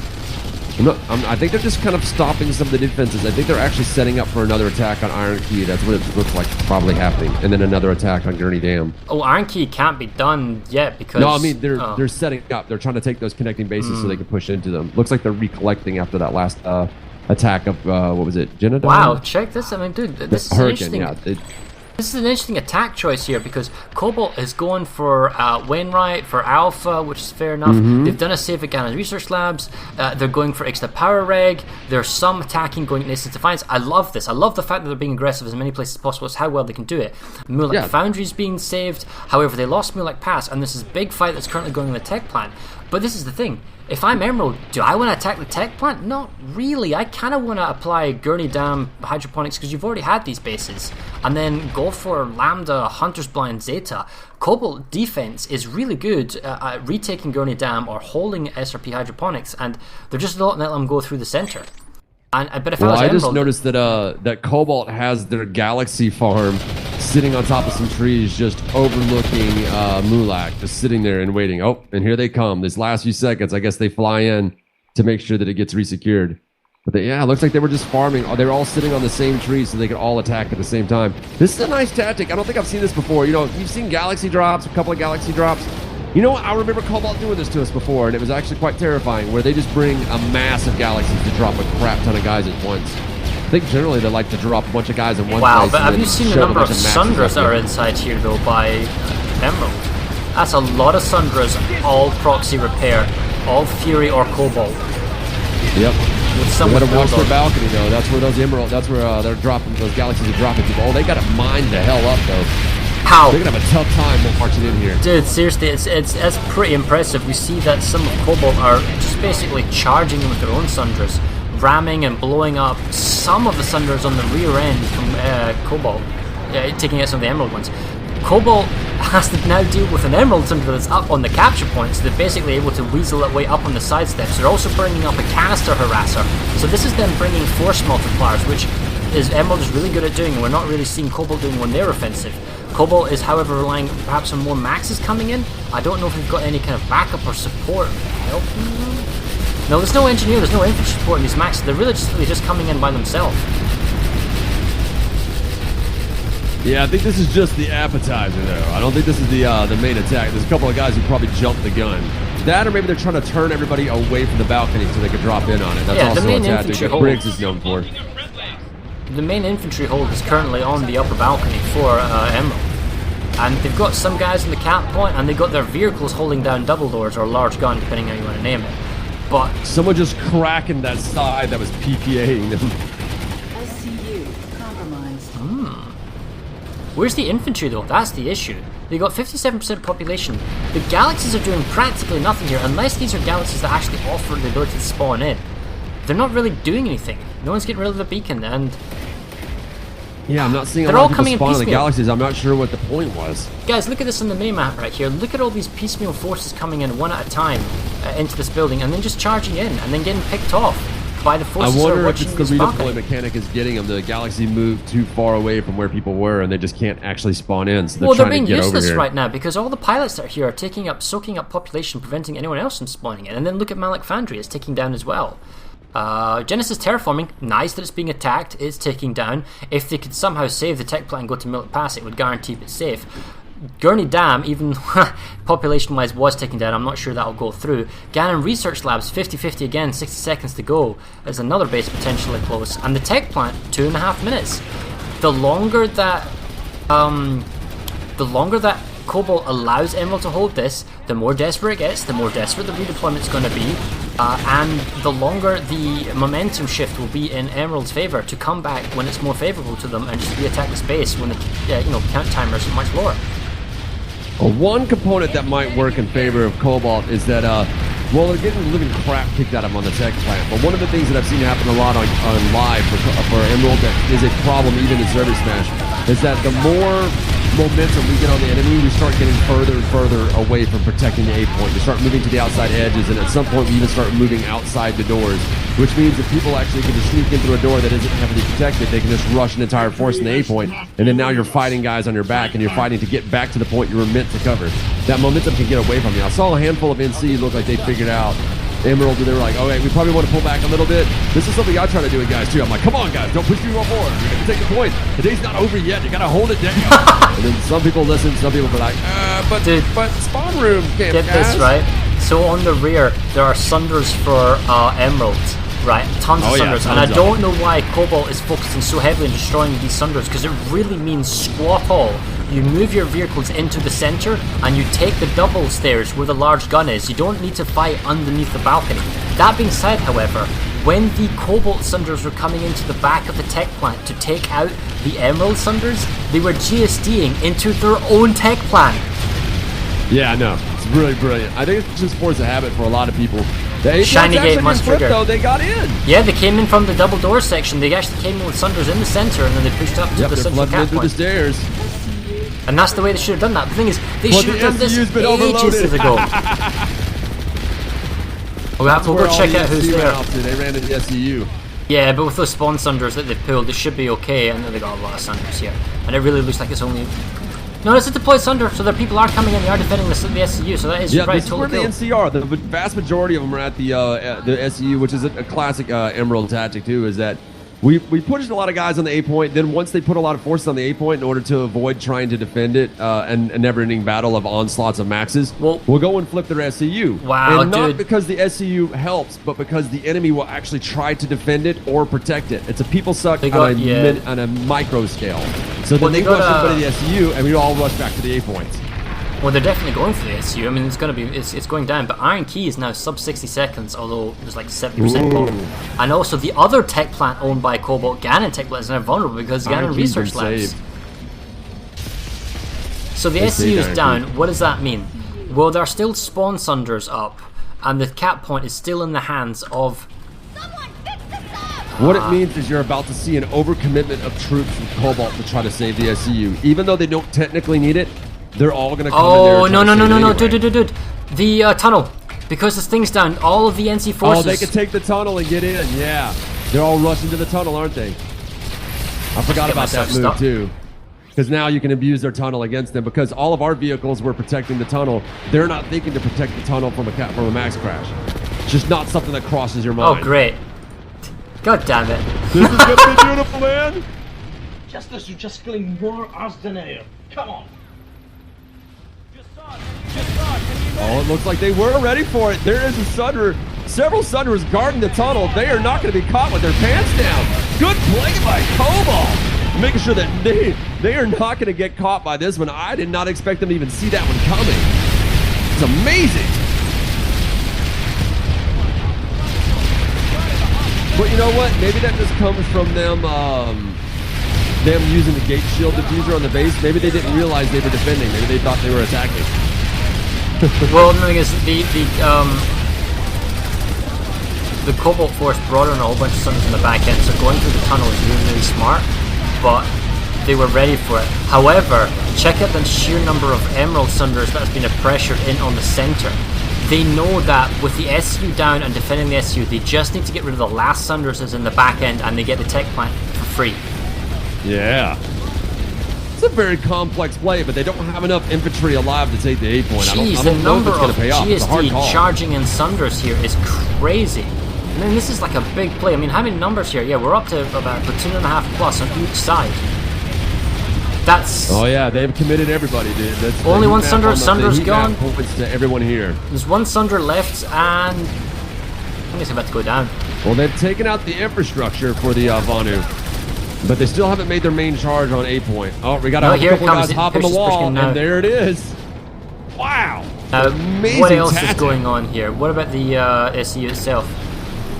Looks like infantry are trying to, from Cobalt, trying to take out the spawn Sunder outside the SU. The SU shields are up, however. That's a very important issue. Oh, it doesn't matter. They just did the SU shields in order to pull them off and then buy them more time. Because what it is what Cobalt does in order to take this base is they have to spend a crap ton of resources in a short amount of time. The resources that Emerald has spent, they already spent those Sunders a while back. So to pull in some extra Sunders, dude, you're not gonna believe this, man. What's going on with the resource? The SCU shields are up. It is safe. 5 or 6 Cobalt people have ran in here. What is nobody here? Nobody's an engineer! So they had plenty of time to repair it with the shields up. But no, they didn't repair it. The SU is still down. The reinforcement that dropped from the Galaxy, Damn, they none just of them were pounded that MC engineers. summary, too. If they didn't go for That's that some- Sunder that was outside, and they went engineers, went straight into the SU, they had made such a save time on the cap that it would have been fine. Now, this second drop of infantry that's coming in the Sunder, are any of them freaking engineers? That's what I don't know. And I don't see one yet. I'm one looking. is. One one's taken down. there he 2, is, there 3 he is. engineers. Alright, here we go. Another SU's pile coming on up. it. I know what's going to But it might be happen too is little too late at Emerald. this point. Exactly. Emerald's going to say, oh, thanks for repairing our SU for us. Cheers, bro. I mean, how much time did Cobalt actually buy with the take of the point? Well, they got 4 Sunders, Emerald, inside the central bay area. Don't really have And anything. how many resources did they just have to spend in order to just basically chase their tails? Ah, man, and they got so many people in the SU building with 2.5 minutes to go. This is a massive pop sink. It's still 50-55, but what's going on out the side, guys, other than this? Well, Gurney Dam is also a huge fight, platoon plus in either team. It is now being captured by Emerald just now. That allows them to go up to Outpost Lambda. Genesis Terraforming is being saved, small 1 through 12 infantry numbers. Hurricane Secure is being saved by Emerald, was being attacked by Cobalt. The Consurgency Alpha and Wainwright caps were saved, and now we're waiting to see if Iron Key becomes capped again or contested. Gannon Research Labs is now actually being captured by the Cobalt forces, but with 2 minutes to go, they are slightly out-popped. And it's 50-50 numbers Dude, on at the Gannon Mulak Tech Plant, all that time and expenditure, it's basically that Cobalt did nothing. That is basically what they've accomplished, which now that means the Emerald forces over at the tech plant, they have a nice morale boost because they just pulled off something silly and were able to make something happen. And now the Cobalt guys are all sad because they thought they took the point, they had their SCU taken, they went to go save it, they got kicked off the point Dude, immediately. the guy just GSD into his own tech plant again. I see it. Why is he doing that? I was gonna Do say, you even play this game? he went over the AV mine, and I was thinking explosive did. damage, maybe it would damage the other Sunders, but no, not Oh, enough. there you go. They're busted. No, they actually are pretty banged up. However, they're all proxy repairs, so they're all just helping each other out. That's actually a pretty brilliant idea, using the debris of your vehicle to take out other vehicles. And dude, another Sunder that just GSD in. Do they know? Oh, here we go. This AV base? mines on one of them. 3 AV mines. In comes a grenade. Grenade actually bounces away. Boom. 1 Sunder goes down. Still 2 Sunders in the center. But there's 2 Sunders in the center. Are they even manned? Partially, kind of. Yeah, I guess. AV in the mine. I don't see one moving. Yeah, the thing is, double proxy repair Sunders. It's not enough. And how many? I can see the number of people. There's 2 in the Sunder that's moving. That's it. Yeah, but check this out. 40 seconds to go. But think about the Oh, there's 2 resources. in the How much Sunder does that's it red. cost? How much does it cost to do all these AV mines? You drop 5 AV mines, that's 500 nanites just blowing out the water. And check the extra room. No, the population's just going out of hand here. The Cobalt forces can't get in. Yep, and they got 20 seconds. It's over, man. Yeah. You'd need some sort of desperate They could try to clutch push that LA or tunnel something. again, but you know everybody's ready for it. Well, they're all on the balcony, aren't they? And they're all on the top. It's just not going to happen. They're really going to go for the balcony? No, you'd have to light assault in maybe in the center Did I just from go the double through- stairs. You I can't go just balcony. walk through a cloak field. I got confused. I thought there was a cloak Sunday on the point, and there they go. Did not fail. And that's a great outfit name for taking this base. Plan, because that's exactly what was executed there, and it was beautifully done. The Kaplan Gun and Research Labs went to 49 seconds and looks like it's just been stalled. Outpost Lambda, first time. Let's go check that out.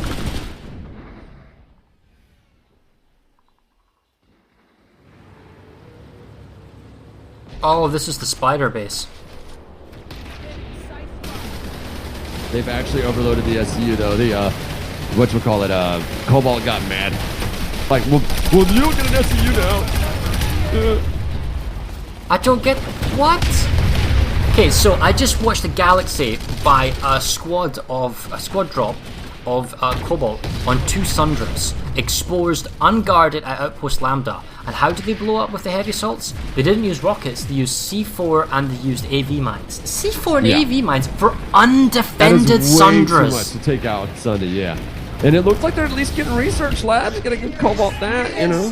I'll tell you that Emerald doesn't care about that side of the map. They care about the side of the map. Yeah, you touch so the work Cobalt gate, though. guys are super pissed because there's only 3 NC on Outpost Lambda. And how much did it bring in? It brought 2 full Galaxy worths of people to kind of mess with it. So the Here's what I'm Cobalt and confused Proxy are not about. impressed, yeah. Here's what I'm confused about. Emerald is they have a contested point on the tech plant, right? They just lost their SCU, so and I'm sure they're trying to push to Moonlight Purification to lock it down, but are they going to? Sure. I mean, look at that. They got 61% population. Well, They've yeah, got but it's like tons there's a couple of Sunders. Cobalt guys who have not left, and you know they got orders to leave, and they're just like, no! They're angry. SCU. There you go. That answers your question right there. SCU's up. Camp point is safe. There's one Max just playing defend the cap point, although you probably wouldn't do anything if you lost the point. And they're moving out. I think this is the thing. There's no infantry currently on Mulak Tech Point. Everyone's in transition from Tech Point to Mulak Purification, and all the defenders from Cobalt are at Mulak Purification. This is where you need to penalize them and somehow get somebody on the tech plant, whether it's even just a light assault or something, and flip the Emerald point. just did a massive redeploy. I'm trying to figure out where they ran off to. It looks like they went to Iron Key and Hurricane Storage and Genesis Terraforming and OMR Terraforming. But yeah, Emerald. I don't know if Research I'm Labs sure was you noticed. captured. Research Labs Yes, was it was. captured by Cobalt. So I mean, it's nice that they actually are That's taking what I'm saying. I was surveys like, back. hey, they did it. They got something. But Wow. I was saying that Emerald didn't really care about that front. They committed everybody to Mulak Tech. Oh, and now they've is- rebalanced. And now the vast majority of people have deployed to Iron Key. So Iron Key's about to get real messy. But check this out though, Lambda's about to be saved just because of the sheer number of population, but then look at the population at Gurney Dam. There's a huge lot of population from Cobalt gonna go for Gurney Dam, but it's really showing their hand very early at what they're doing, and they're gonna be losing pop elsewhere. And I can tell you, Genesis. Emerald, I mean, Gurney Dam's nice, but Emerald knows that Gurney Dam is just one of those cluster screw-offs that just goes back and forth. You can't ever finish it, so they don't... You can't fight it. Gurney Dam has got to be a base where you don't use it as the front line. You've got to move on. You got to like go to the next base. That's the only way to get momentum. And it's difficult because you have to go into Nason's Defiance. Even just fighting at Nason's Defiance is enough though. Having one capture point and then keeping the fight away from Gurney Dam is an appropriate defense for Gurney Dam. Well, it looks like the fight's really going off on Iron Key. These guys are parked on top of the base, and they are taking it down. They've committed everybody here. The same force that was at Moonlight Tech Plant. Looks like they've all piled over here, at least the same numbers. Got a couple of Sunders on the point. You know what's funny? You don't see a lot of tanks in ServerSmash. You ever think that's kind of weird? They're not mobile enough. They're too slow. No, is They that don't it? have enough strength Well, you know yet. what, though? They do have a, it would make you happy, they do have a Cloaked Sunderer down, the NCU. Good luck finding that one. It's in a pretty good place, I think. It's a good Vehicles in general, because they don't have the mobility like a harasser, and they don't have the functionality of the Sunder, or the cost of it. Sunder's like the most cost-effective vehicle in the game. In a map like Hossin, it's the worst thing to have a tank. Esamir might see more heavy tank play if it weren't for the fact there's only one tech plant. So you'll maybe see some Emerald's lightnings. also about to hit the sad 68. That's 68% that really just causes a lot of problems for them. I mean, they've blown through it, I think, once or twice, but it seems to be a real burden for them, that 68%.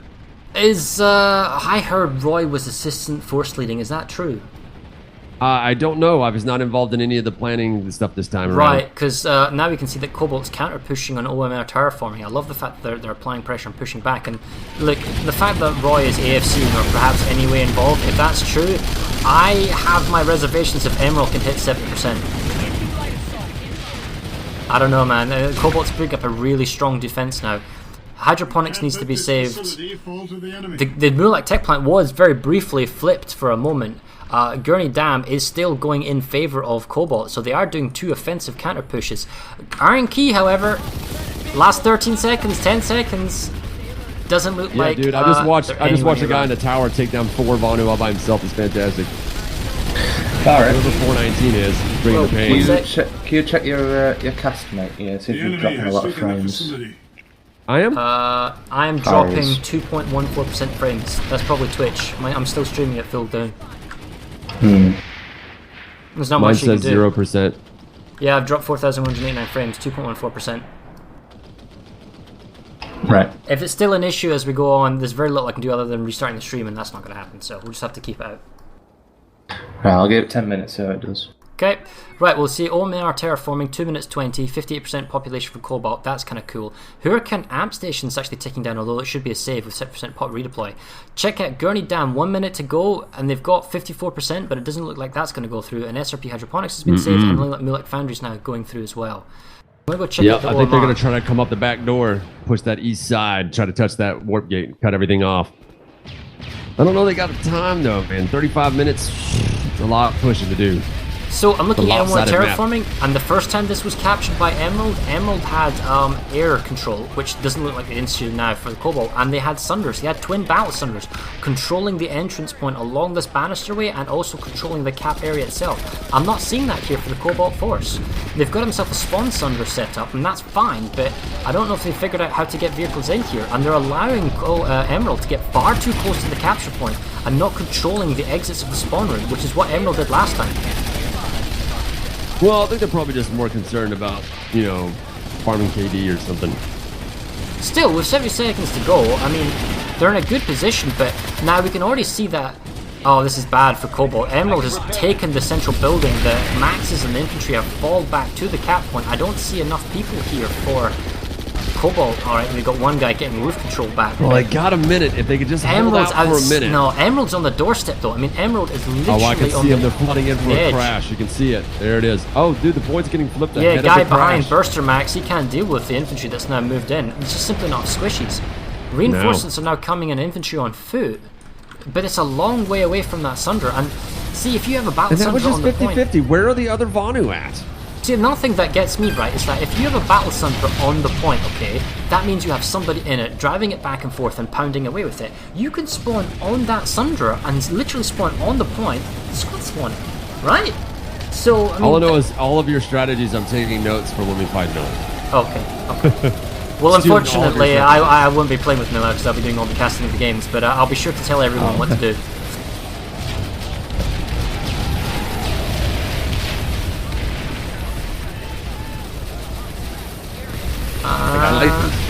Yeah, look, we've got counter Max on Max in this little kind of squish corner on the north.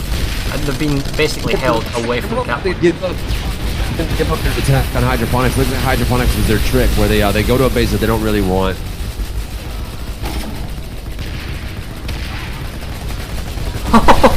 One hell of a friendly C4 TK.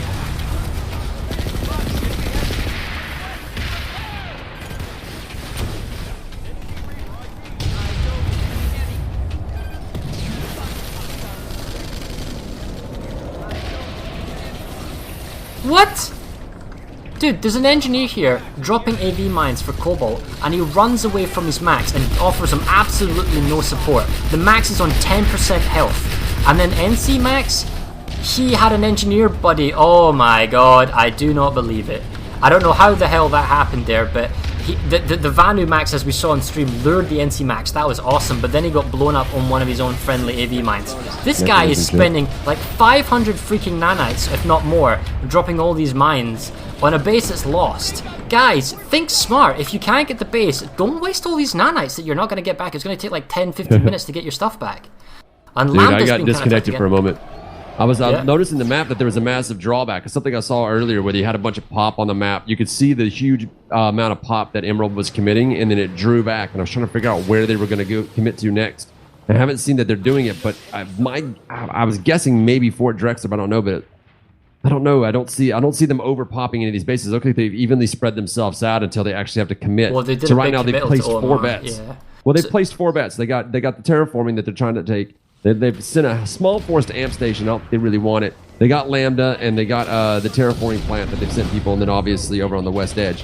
But there's going to be 1 or 2 of these bases they're going to be willing to give up, and then there's going to be 1 base that's going to peg hard, and I'm thinking it's going to be Lambda. I really do. Yeah, well, I'm watching Lambda right now.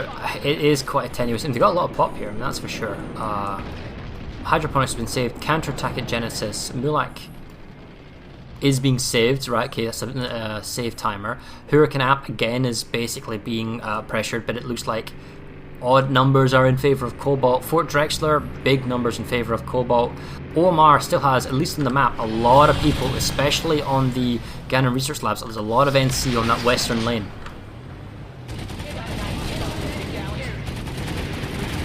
Still waiting for Lambda to load up for me, but I think this is where we're going to start seeing a lot of fights. The NC Emerald has committed a lot of forces to take Lambda. It's what I thought. They'll do that. They'll have like they'll spread everybody out, and then they'll deserve the living crap out of 1 or 2 bases that they really want. And I saw the drawback, and I was trying to figure out, okay, what is the base they really want? And it's looking like it's Lambda.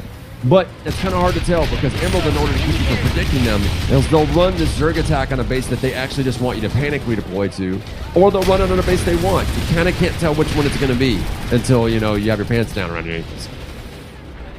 I mean, if I was Emerald, I'd push for Lambda simply because it's a single point base and it allows access to, if you want to go for the warp gate, you want that kind of humiliation. But good counter pressure. Fort Drexler, all the NC forces at Fort Drexler have been counter capped now at Iron Key. That's magnificently well good play there by Cobalt. They do have to deal with Ganon Research Labs, and they're going to have to deal with the Hurricane Amp Station as well, but it looks like... I think Fort Drexler was a thing. I don't even think it was legit. I don't think they actually wanted that base. Same with the Hurricane Amp Station. I think they maybe want it, but it doesn't look like they've really committed to it. They've committed everybody to terraforming and Lambda. 70 seconds until Lambda goes through. Harasser, Canister, 2 of them actually. Oh, what? I got disconnected from the server. Right? What the hell? Oh, did you also get disconnected? We all did, dude. No! Jaeger crashed? This has never happened. No! Well, I tell you one thing, in 2 minutes from now, Twitch chat is going to freak out. Time to log back in as quickly as possible. Oh, this is going to be interesting right now. Wow. Half an hour remaining in the match. Well, hold on. Actually, Nanners, jump down to Top Fun and talk to the admins there. Are they still in the game?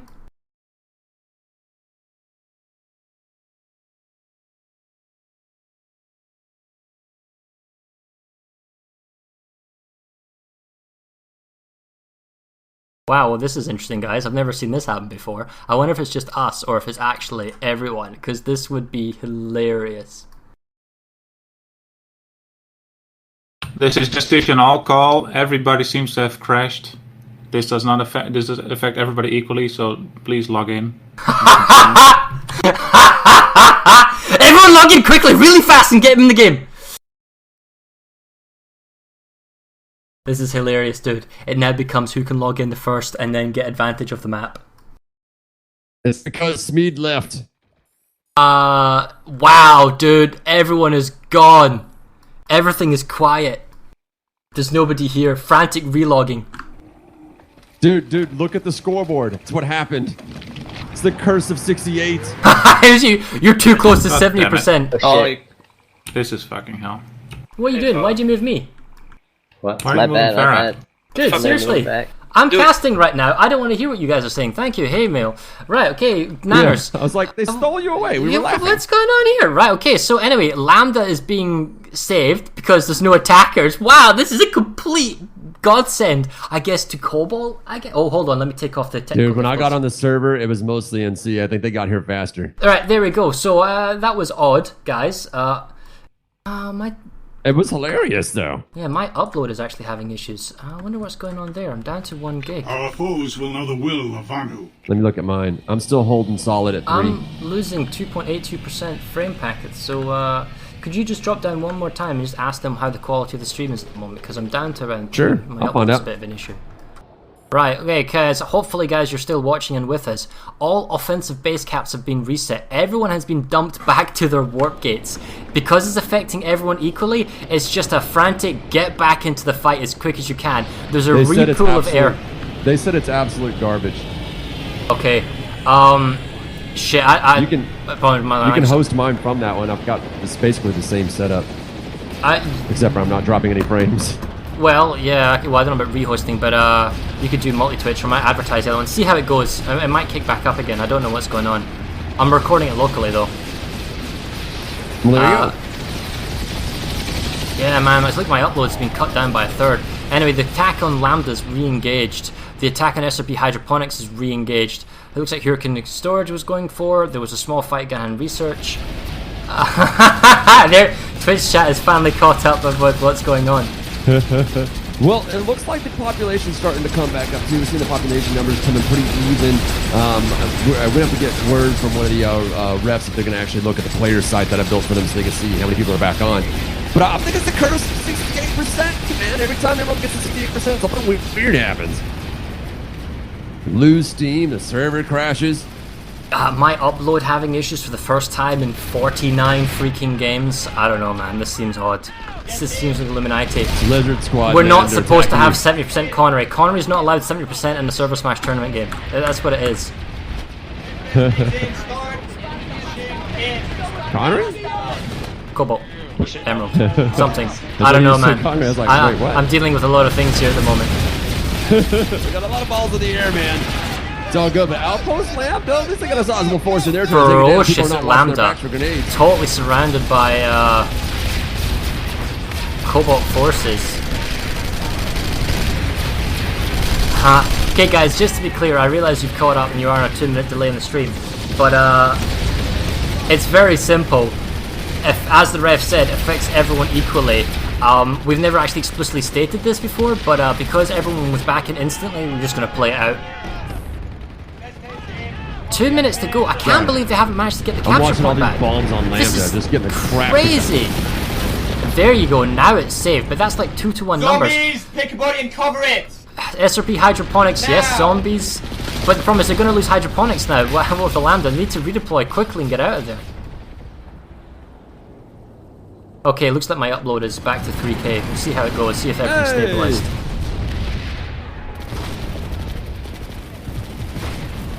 Everybody's committed to hydroponics. 60 seconds to go to hydroponics. Hey, let's be clear here, guys. Emerald had the longer flight time. The reset totally favored Cobalt here, right? But Emerald is the one taking advantage of being offensive.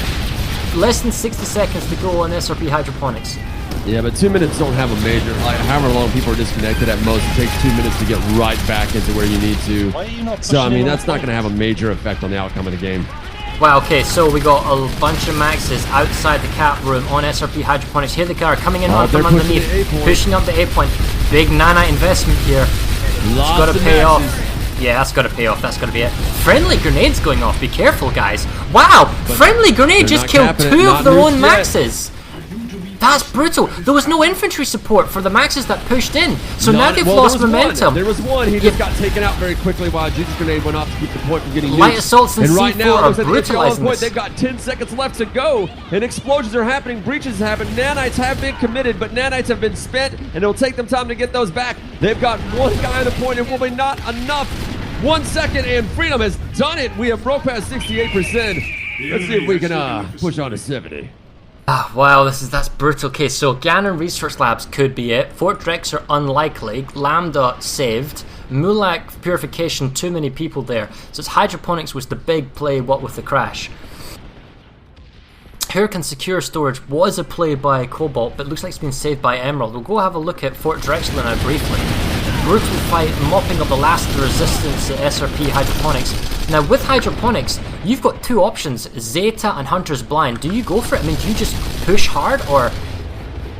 Oh, dude, I don't know where they're going to go. I mean, I know what they want to do. They want to touch that warp gate, and probably their best method is going to be pushing Hunter's Blind so that when they take down SRP Nanite Relay, they can pop 2 bases at once. That's the good play here. I know they've already committed people to Zeta, but I think that the good play is probably down the center, so they're probably going to feint one way and pop another way, because Emerald doesn't like to telegraph what they're going to do. They like to make you do what they want you to do, and then they're going to do what they're going to do. We all learned these skills from Lemgar. Guys like the Sun Tzu of Planetside. Well, Research Labs is still ticking down 58-41. Let's have a quick look. Populations are equal, guys. Practically equal. So, I mean, it's not like there's an imbalance here, what with this crash. Fort Drexler, 50-50, still ticking down a long time. Ganon is actually ticking sub 2 minutes now with a population advantage in favour of Emerald. Gurney Dam is ticking down small, very small population advantage in favour of Cobalt, but it's essentially the same. Construction site Zeta, way more defenders than offensive attackers. Still a lot of Cobalt, Emerald left behind in hydroponics, and looks like the tech plant, small pressure over there, but all 3 cap points actually at Drexler are in the hands of Emerald. So I mean, that's a base that definitely offends, favors the defenders. Being able to kind of, like any large base that defenders the defenders. Zeta has a lovely crossfire going on. It looks like they've got Cobalt to commit enough forces to try to take it back. But they haven't quite done it yet. They're trying to work on the balconies right now. That's the trick with these little construction sites. You got to take the balconies first. If you run right for the point, you are toast. There it is.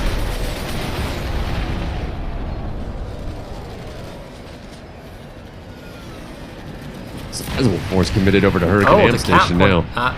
Ghana Research has temporarily been saved, although they are heavily outnumbered.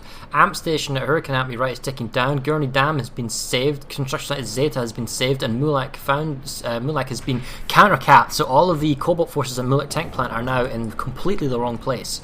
I guess I'm going to fly over to Zeta now.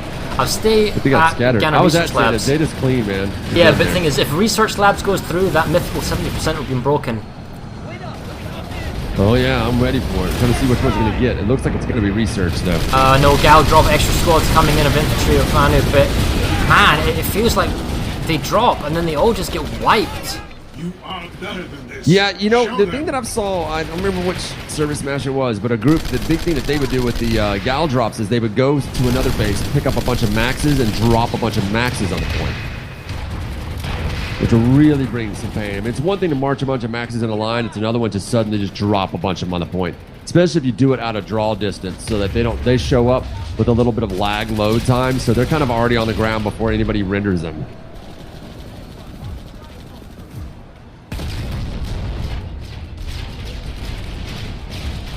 "30 seconds to go. I think they're going to pull it off." We're about to lose this facility. Showing the map timelines here on the map. Last 15 seconds, yeah, before Ghana Research Labs goes through. Far too difficult for the defenders now moving on foot. That Gal drop was their last chance. You can see how it's just been a slow, steady kind of capture progress. Cobalt is getting bases like every once in a while, but it's really just a clear, linear progression of just pressure. Base after base after base. And Emerald has done it. Broke 70% with less than 20 minutes left to go. How much further can they take it? Can they hold on to it though? Are they going to lose another base? Is it going to go back the way? Come on. Because Gurney Dam is going to possibly tick down again in the other favor. SRP Hydroponics is also ticking down. People there. I don't know. I don't know what they're going to do with Gurney, but I think at this point, since they're so far committed into the interior of the map, that they can't really let Gurney Dam go. They got 3 minutes though, so they're probably just mass redeploy. Probably do some leapfrogging. The thing is, you've got Air Force here and you've got Sun Max. No Sunrers though. I can't see any spawn Sunrers. Let's set up a Gurney Dam. Let's set up a Gurney Dam and let's watch the sky and let's just watch the hilarity unfold on this base. I think we're about to see something awesome. New conglomerate deployed Sunder to the north of the cap point, not a Vanu one. We can see a Battle Sunder driving in now from the north-west side. He's still taking some fire, but he's basically trying to get onto the point. If he can get on the point, that's great, although double repair would be better than single blockade, but beggars can't be choosers. Oh, the galaxies are hovering almost face up on the... Dude, check that out, on the dam itself. What? They're basically glued onto the side for some reason, yeah. Well, anyway, now the galaxies are actually fighting some of the Reavers, but the anti-air turret's just being a nuisance, taking down one of the galaxies. In fact, already Cobalt's right outside the door. Yeah, dude, there's no way they can hold that. Coming down around the outside. Yeah. And Hunter's Blind, 60 seconds to go. We haven't seen Hunter's Blind since the old Hossin map when it was the east-west split, you know, rather than the north-south. We'll check that one out. That is a brutal base because it's all like Ewok Village in the treetops. The room has been breached. A little max-on-max action. Stupid sexy Vanu. Feels like I'm wearing nothing at all. Oh, and there it goes. Easy peasy. Just like that. I don't think that was going to be all that difficult to begin with, but I was hoping it would be a little bit more, a little less anticlimactic. But Hurricane Amp Station still ticking down. Not as many people committed to that fight as you would think, but Hunter's Blind cap point, 30 seconds. Still a tenuous defense. Looks like it's been finally held off. Right, so that's a save by Cobalt. SRP Hydroponics was saved. Mulak Purification's been saved. Looks like Hurricane Amp Station, as you were saying, has been saved. Fort Drexler still ticking down at a dangerous amount. They're both large outposts. Hypothetically, the next 17 minutes they could be defended. I mean, it's also possible that Cobalt can push out and get one of these small outposts and push Emerald under the 70%. If anything, certain members of the Emerald High Command team will be biting their fingernails trying to get past this curse. Well, at least they got the 70 at least. Getting to it's happened before in the past. It's keeping it. That's the thing. We've had our moments.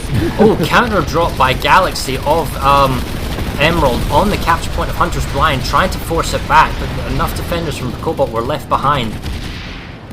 It's temporarily flipping. I don't think it's enough though. Oh, but they're bringing more and more people though. They're going to overwhelm the last defenders. It's just simply the amount of ammo you have in your clip and redeploy. That's it. They got the point back. Population numbers spiked up to 55. Right now, looking at the map, it looks like Emerald has gone back to a full balance. So everybody's kind of balanced around the map. They don't have like a laser force like they do, where they just completely zerg the crap out of a point. But I got a feeling with a minute left on Hunter's Blind, you're probably about to see a crap ton of people push on that point. Well, Fort Hunter's Blind, Drexler, yeah. I don't know if they really want it that bad, since all it does is open up a lane. Still, it's a nice thing to have. I mean, suppose you go for Hurricane Western Path. Oh, it's totally nice to have. But I think it's more as a way of trying to suck people off of... pardon my phrasing there. Yes. To suck them off of the Hunter's Blind so they can actually take it. Hunter's Blind, it doesn't look like Vonu have really noticed that it's being lost or cared. Yeah, okay, we can see that there's actually a defense in depth now hanging out at Hunter's Blind, and because they dropped to the point, there isn't enough time for Cobalt to fly back and drop on the point at Hunter's Blind at the same time. So was this the base that they had called Treehouse of Terror at one point? Yeah, because in the north-south, when it was basically the west-east divide, this is one of the bases that got fought over all the time. It was more vulnerable to Air Force, and it just got dropped on all the time. It's just we're almost never at this base. Now we're not, because of the way the line they're almost never here. Okay, so that is cutting into territory. Zeta can be... 15 minutes remaining in a match. Now, 15 minutes.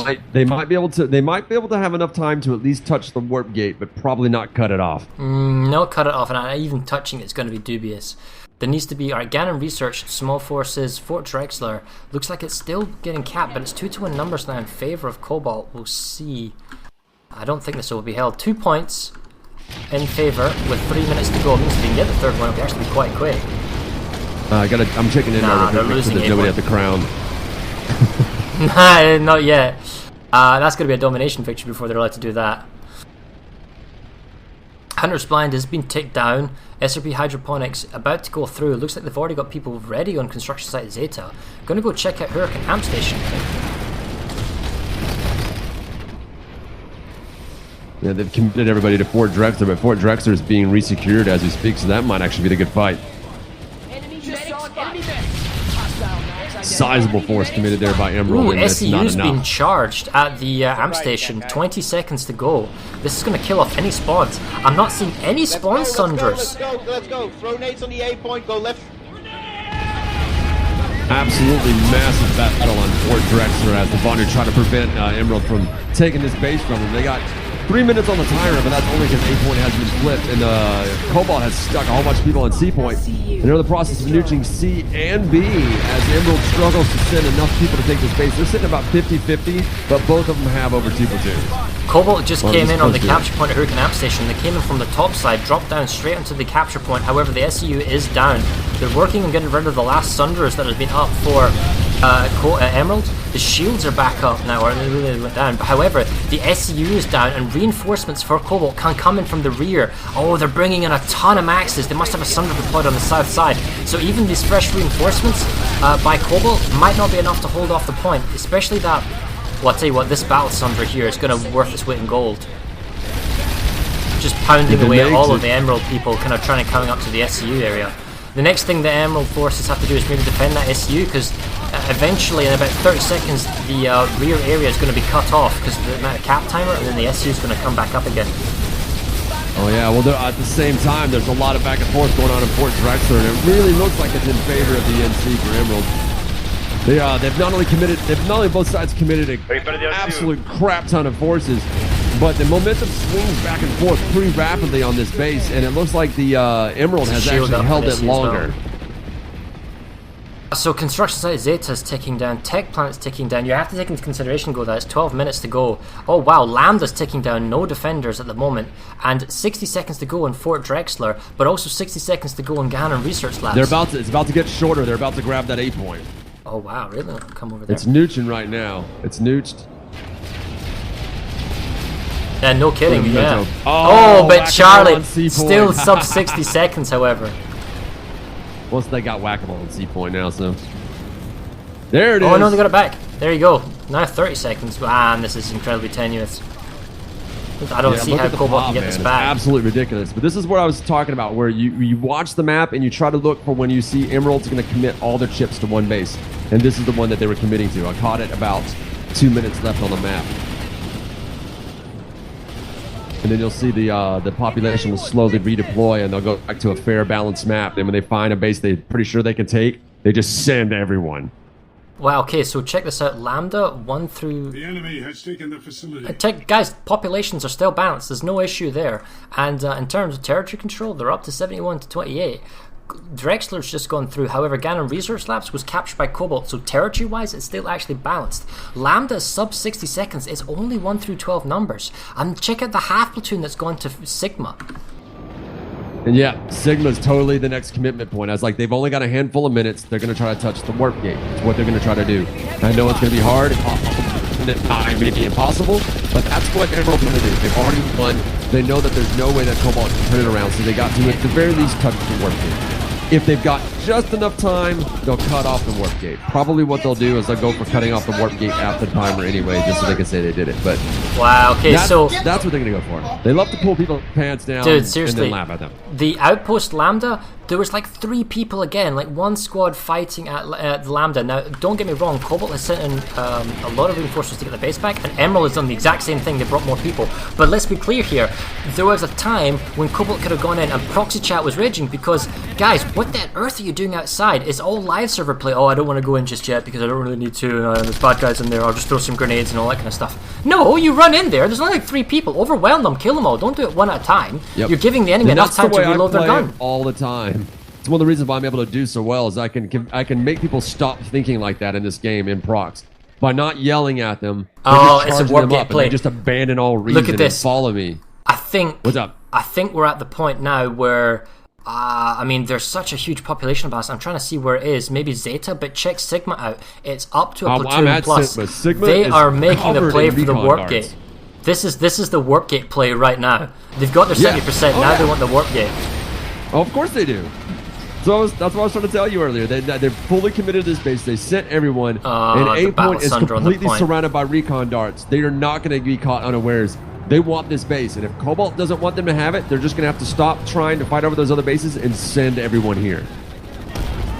And that's the other thing, though, is that they're basically fighting, as we can see, at the staircase. They're fighting them in a defense in depth before they actually come from the spawn room. So you're going to have to get a Sunray go around, and that's not even taking into consideration the complete motion control that's around A point and the Battle Sundra. Oh, they're rushing, and they're the Harasser. Harasser. That is a flood. They've committed. I knew it. I was like, that's what you've got to do if you want to save this base, and they have. If you look, the pop has come up even. They've committed everybody, and they're rushing in. Not quite the right way to actually get into that base. Yeah, but now they're going to have to go through the chokeholds. If you're anyone left for the Emerald forces, throw the grenades in those doors now. That Battle Sundra. Sigma has a lot of those tight turns and corners leading up to the base. You have the main Fury door, Sundra's bloody murder. Check that Sundra out, man, with 20 Furies. Yeah, well, to be honest, if you send that many maxes against me with that many people, I'd expect you to take it. Look, 70% population. I'd expect them to bloody get the base with that much. 78. I told you, though, that's what Cobalt was going to have to do. They were going to have to send everyone. That's what you're going to have to do to stop that from happening. Just send them all. Well, Lambda's been saved. saved. You got your pride to protect right now. Yeah, well... Tech Planet has been saved. Oh, well, okay, so Cobalt's going to have to make a... They're at 50-50. They're going to have to make a save at Ganon Research Labs. Okay, so we're getting the point where we're 7 minutes... Okay, there's a ton of maxes away. I mean, let's be clear here. There is a ton of maxes at Sigma. They're going to need transport to, I don't know, Hunter's Blind or Hydroponics or some sort of pickup. Otherwise, it's a complete waste. Oh. I think right now at this point, actually, the best thing that they can do, at least the handful of maxes they have there, is probably just sit there. Because the second they leave, Emerald's coming right back. I mean, you've only got a handful of minutes left. What, 7 minutes left? I think at this point, it's kind of pointless to try and figure out how to transport those guys. Just leave them there. 7 minutes remaining in the match. Now, 7 minutes. Right, so large outposts are not going to go or not going to fly. The tech plant barely can go through. But that's an ambitious capture if ever there was one. The Ganon Research Labs is probably going to go through. Enemy infiltrator spotted. Stay alert. Who knows? Lots of PPA fire, though. That's always fun to watch. This is the point, Farrah, where you tell us it's still in with the game, right? 70 seconds to go, and I'm not seeing it. It's too far away for a redeployment, probably for Cobalt. And maybe, I don't know if they've got the Air Force for it. They've got 52% popular advantage, so maybe that's preventing extra spawn-ins. It's also how effective those infantry are, because if you're running from the spawn room, it's not... Aircraft being taken down, you have some Liberties overhead for the Cobalt. For the Emerald, taking down the Cobalt forces, preventing them from getting close to the cap there. And it's that height defense as well. Basically using long-range weaponry just to prevent it, Cobalt from getting anywhere near the capture build. Well, right now, it's what are they going to do? What's the plan? And I think what the plan is, you have Cobalt, they're going to try to prevent Emerald from touching the warp gate. I think Emerald right now is probably actually abandoned the warp gate capture. They don't have enough time. So what they're going to do is try to snatch up just as many points as they can, because with the current rules for the tournament, they're going to need to do that. I suppose, yeah, territory control percentage is a very important thing. So right now, Ghana Research Labs, that's going to go through. I don't see how it's going to be saved in the next 11 seconds. With 5.5 minutes to go, basically base saves and bases that are currently ticking down are the important plays. So large bases like Hurricane Amp Station, look at that, 1224 doesn't matter. Hurricane Secure Storage Lots doesn't of people matter. committed to hydroponics Fort right Drexler now. doesn't matter. Outpost Lambda matters.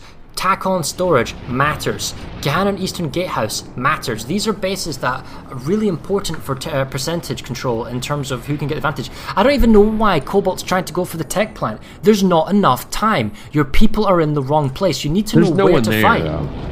There's no one at the tech plant. If you look at the pop, they don't really but have look at 1 there. through 12. There's potentially up to 12 people at the tech plant doing nothing, right? Maybe it's like but when you see the 33, when you see the 3367, the math is probably more like 3 guys versus 9. But still, it's 3 guys being useless. I mean, I'm not trying to be too critical. Actually, I think it's here, 3 guys versus 6. It's either 3 guys versus 6 or 1 versus 3. Alright, let's check out That's the way Eastern. that math works out. They just left though.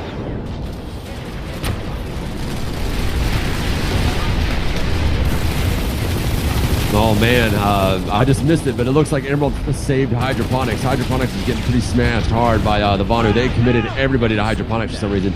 I guess they decided, hey, we started fighting over this base. We've been fighting this base the last 2 hours. Came right here after the crash. We're going to end fighting at this base. Currently looking 4 at minutes remaining in the match. 60 seconds to go, now. and the conga line's 4 coming in from the minutes. south, from Ghana Eastern. They're going to have to... Oh man, but they're being watched from all the entrances. This is brutal. They need to not stop. They can't stop and shimmy behind the rocks. They need to either group up into a critical mass and push. Because if you stop, it becomes a line fight, and you can't just be stationary. Oh wow, it's Emerald that's pushing out, not Cobalt towards the lines. Man, that's not going to go through. It looks like they're going to get themselves another base. Hurricane Western is not going to go through in time. That's pointless. Tack on Storage is potentially going to go through. Yep, that's going to go in time. Looks like Lambda's going to be saved. Blind barely has enough time. So what do you for a think? cap. What do you think? 73, 74? What do you think the final point's going to be Well, in this these one will last go 3 through, minutes? so that'll take it 73. And it looks like Tack on Storage may go through. I'm going to go to Tack on Storage because I don't think they're going to save East House. No, the gatehouse goes through in 5 seconds. No, Attack and Storage is not going to be an issue either. So it's the nature of the base, and even got Balisandra inside the area. It's just brutal, right? So that's another base that goes through. That was worth double. That was 2 points. Yeah. I figured that we might be close to a Oh, rounding I error, captured but the I wasn't base. sure. Dude, seriously, come check out who captured Attack and Storage. The tag, anyway. Farah, yeah. Farah captured, yeah. Myself stuck. Yeah, there we go. Anyway, moving on. Congratulations there. Yeah, Techland doesn't matter. Hunter's Blind doesn't matter. What do we are? 2.5 minutes. Is anything left? Hurricane Western Pass. I don't see any current active won't captures. Matter. And Ganon Research 330. Western No, that's Pass it. is being active. But What it's you're not seeing fast is what enough. is the final score. It's 75 to 24. Yeah, it's 2 minutes remaining. Oh, dude, we made it to 75. Yeah. Nice. I was hoping they would make it to 75. I figured they probably had the time, but I just wasn't sure.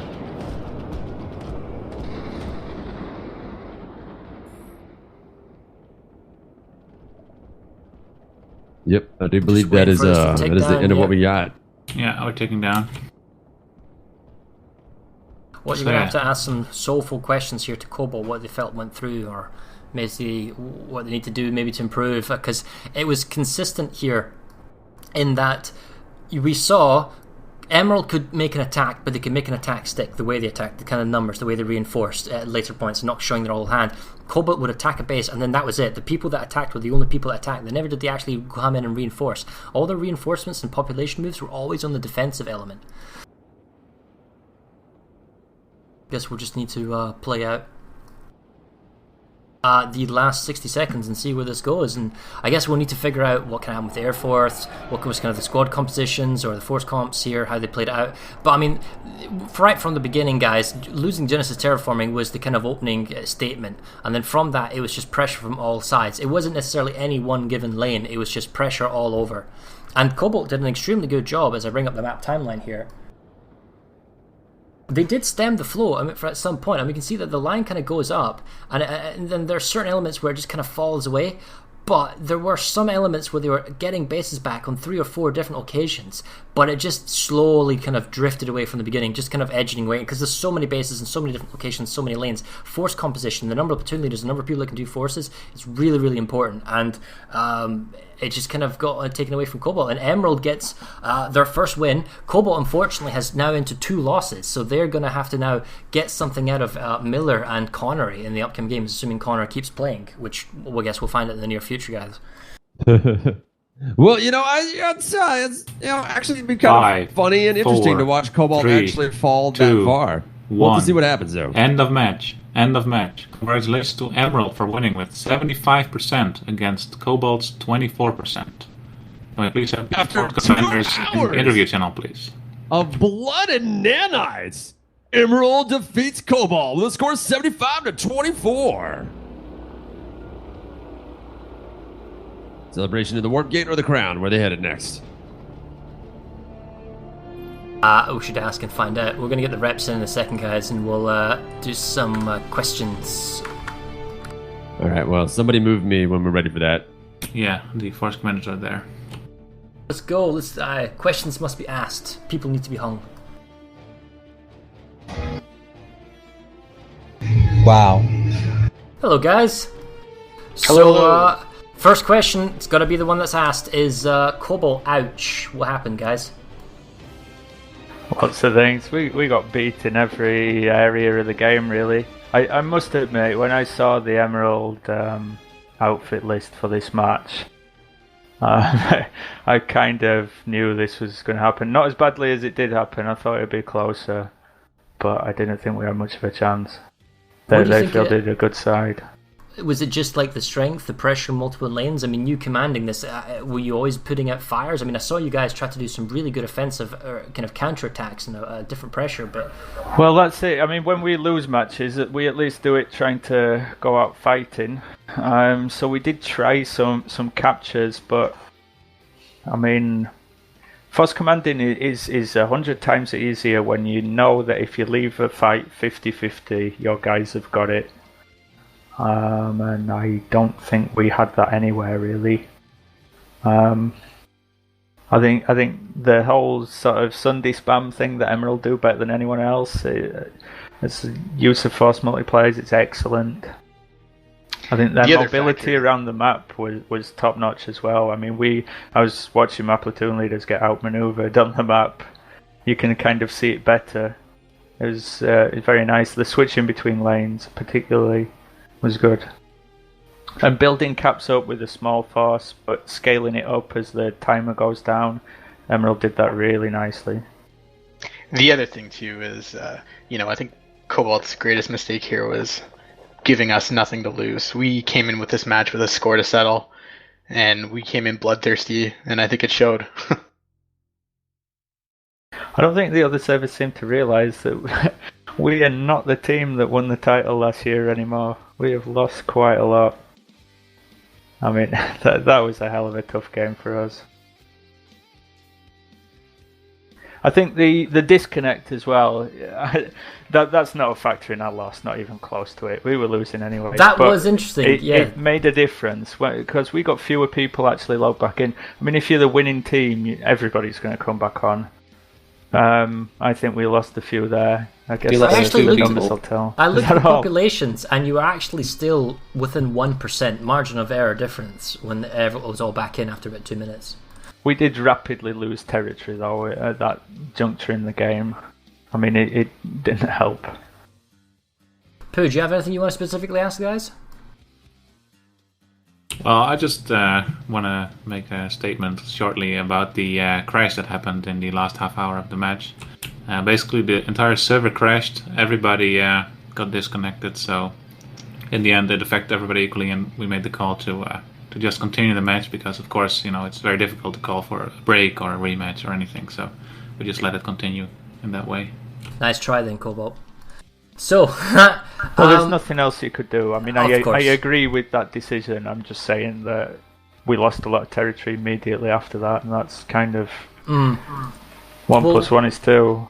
What about the air game, right? I mean, it's Hossin's jungle forces and whatnot. I mean, I did see some death balls from Cobalt early on with a lot of scythes, but was it relatively balanced? Did maybe you guys feel that maybe Cobalt had the advantage there? Because at least from our point of view in the stream, we saw that usually Air Force-wise, Cobalt kind of had the advantage and brought a lot of galaxies and whatnot to the base fights. I mean, what do you guys think about that?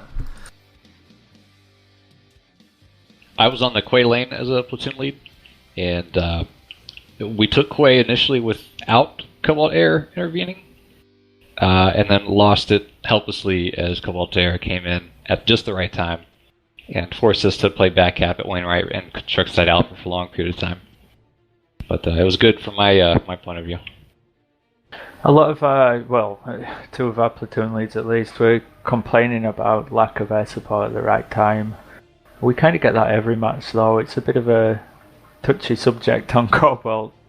Well, I need to ask one thing about the Cobalt Air because in the other channel we were talking about the Cobalt Air. We saw a lot of galaxy balls, like about 10 galaxies of Cobalt, for example, outside of the tech plant with 1 gunner each, I assume.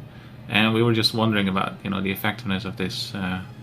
Bit of a cheap tactic, but it bloody works. I mean, if you get your... I hope nobody ever does it. We sort of talked this through and agreed that we would never do it unless our opponent did. But if you got your Air Force into galaxies with just, walkers and drakes, and just spammed a ton of galaxies with 1 or 2 gunners in each, that beats CSFs. Okay. You know what else? It's a horrible way to play a match, though. I mean, that would not be fun. I would honestly beg to differ. Our guys, I mean, the galaxies, especially at the beginning, were really annoying, but they're not incredibly hard to counter if you can focus them down one at a time. I think you'd a couple probably of need galaxies massed is red good. gals. But yeah, I mean, our platoon leaders were complaining that they couldn't actually get galaxies out the warp gate. That you got was it 4 or 5 Reavers past all of our air and air defences and were just camping the warp gate. It's just really effective. We have a special squad that does bullshit shenanigans and flies around, but let me the ask, galaxies were very annoying, but what was the opening play for you guys? Like, what was the most important bases when you started off? And maybe we'll go with Cobalt first. Like, when you're starting play, I did notice you sent a lot of people to Edgewar Overlook. Was there anything else other than that was like what you decided you wanted at the beginning? So Edgewater was just 3 squads to kick it off. We put 2 strongish platoons on the flanks of the map to try and drive out the only grindable lanes there. In the centre, we figured that the standard play is you go for power regulation hard and then you go for the amp station. So what we did was it didn't quite work. It was a nice plan, but a bit of a gamble. We had 3 squads start on power reg for the first 2 minutes with the idea of wiping the initial push, wiping the spawns, leaving 1 platoon there set up on point that would hold it and see it out, and that part worked.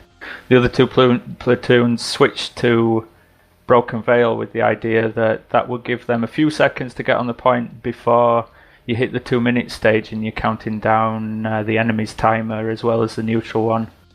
So we could cap both bases simultaneously in 4 minutes dead, and then push for Woodman, which cuts off Nason's, disconnects it from the opening, but sacrifices the amp station.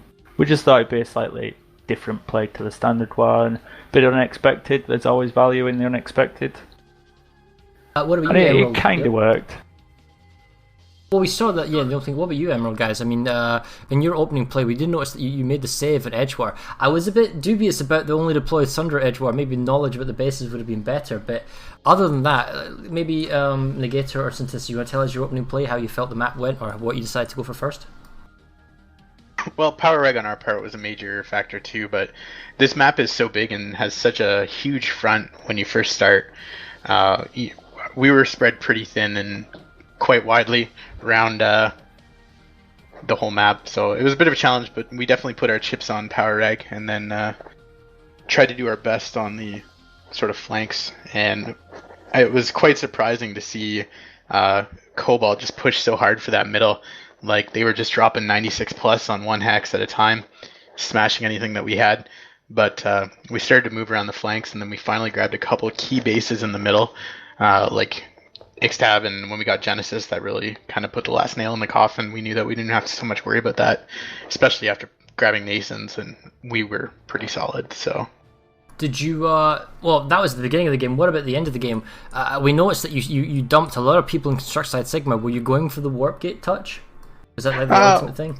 Well, I mean, diversion was part of it, and the other half was just going for the Warp Gate. I know if getting the Warp Gate is great, but we were already well up in territory by that point, and I know that they would do anything to sort of stop a Warp Gate from happening, so we went for it, and sure enough, it drew 96 plus to it, no problem. Yep. And you can just check the territories that we got out of it. Yeah, as soon as y'all did that, I was trying to say, it looks like they're going for a push, but it looks that Cobalt's only choice to prevent a shot to the Pride is to send everyone there. And Emerald knows that. Now, they've been controlling the match the entire time, forcing them to put people where they don't need to be so that Emerald can take the base that they actually want, which is basically what we've been doing since Lemgard designed that concept. Do you have any questions, Punana, you want to ask? No, man, you pretty much covered it. You got the technical aspect. I'm just like Freedom and Eagles over here. Okay. Is there anything you guys want to say to each other before we kind of move on? I gotta throw out a special thanks to Greedle for being the man of the match and the best looking player.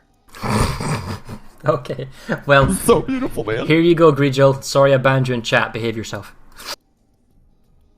Right, well, I guess then, for Cobalt, guys, unfortunately, you've now had 2 losses, but I mean, it's not over yet. You can theoretically, if Connery's playing, you're going to have a game against them, and you're going to have to have a strong performance against Miller, to reach the playoffs. I mean, how do you guys feel about that? I mean, assuming Connery's not there, you'll still make the playoffs, but it'll be like in last place, so you wouldn't have the home field advantage with choice. I mean, you're just going to have to look at how you play, or you're going to maybe look at how Miller plays against Briggs next week, and then decide how you're going to come back from this? Yeah, that'll be interesting. I mean, we need 1 win to get through to the finals. You would think we would beat Connery, but there are plans in place to try and help out Connery, I guess. And if that comes off, then it could be a tougher match than we expect. It's a hard one to call with the current situation. I mean, if they kind of rally round, they've got the players. They could have a good team. The Miller game, that's going to be tough. Cobalt put up a really good fight. And honestly, I look forward to meeting them in the finals because we all know Miller isn't going to make it. Oh, them be dirty words. I wish that was true. I don't know. I haven't won a match. I've force commanded a lot of matches now, and I haven't won one since the final last year. That's pretty bad. So I think I might be calling it a day. I need to have a think. No, man, you're winning the ones that count. Think of it that way. True. Well, I guess the question then I'd have to ask for Connery and Emerald is your next game is against Connery. I mean, assuming that goes ahead, because there's obviously Connery is the team in fragile state and whatnot, and that's going to come around. You'd be kind of probably considered favourites there, and then after that there'll be the. I mean, do you have any concerns? Do you think you're going to come? You're pretty confident. You're going to think you're going to become first in this before into the playoffs? We approach every match seriously. Yes, our next fight is against Connery, but Connery has a very strong team when they get their shit together. So we're going to be taking that in a very serious manner. And they're a brother. They're our West Coasties. We call them Emerald West dearly. So I am sure that it's going to be a heck of a match. So Emerald's going to be approaching that prepared. So be warned. Right. Well, I guess that's basically it, guys. Thanks very much for talking to us. 13th is Emerald's next game, and Cobalt, you guys, is on the 19th of September, so we'll see you guys then. And then me and Punas, we're just going to jump up now. If you guys got any final words for each other, we'll just let you say it now, and then we'll head off. No, Great thanks game, for the Cobalt. game. Yeah, well played. Outstanding. Cool.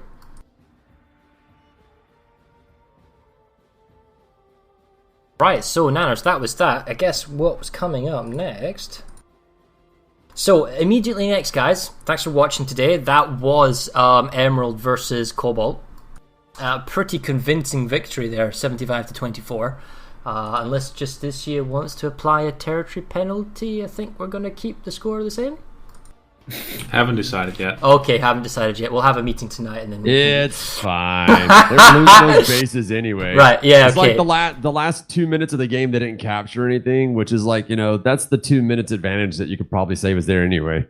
Yeah, so I mean, Cobalt stuck it out. They stayed in there. They played the thing out. Right. Anyway, but as far as what's coming up next, guys, next week is ServerSmash 49. Today was ServerSmash 48. Is Miller versus Briggs. It's August the 29th, and it'll be on Hossin. That's the same map we played today. And however, it'll be a much earlier start due to Briggs obviously being some god-awful place in the planet. So it's going to be a 1200 UTC start. So for you Americans, it's going to be much earlier. If you want to watch the VODs later on, by all means, if you want to get up early and watch the stuff, and fingers, here's a salute to you. But I don't know, man. It seems to be an interesting game because Briggs is maybe not publicly out for blood. They want a rematch against Miller because they played Miller just before the tournament kicked off on one of the kind of quasi-new potential Esamir maps. I remember that match fondly because I basically beat the crap out of Briggs and it was awesome. Unfortunately, I will not be having any input on Miller games from now on, so totally not biased here. Not allowed, so we'll just see how Miller Briggs kicks off. We're looking forward to it, but that is next week, and that's going to be important because they're both coming into this with a victory. Miller with their victory over Connery, and Briggs with their victory over Cobalt. Both win a piece, and it's going to be into a game where they're looking to take the ascendancy and the lead in the tournament because whoever the winner is going to be ahead of Emerald because Emerald's only had one game yet. So they're basically playing for top spot now in the tournament. So we'll look forward to that. And with that being said, unless you guys got anything else to mention or say, I really nothing else, but we'll see you guys next week. Yeah, I think that's it. We just got to keep your eyes open for celebrations at the Crown on at least the Emerald server. Yeah, right. Well, thanks for watching, guys. Love you guys for tuning in. It was awesome. Go watch some Counter-Strike Go now and all that kind of stuff. And we will see you next week for the ServerSmash 49 Miller vs. Briggs.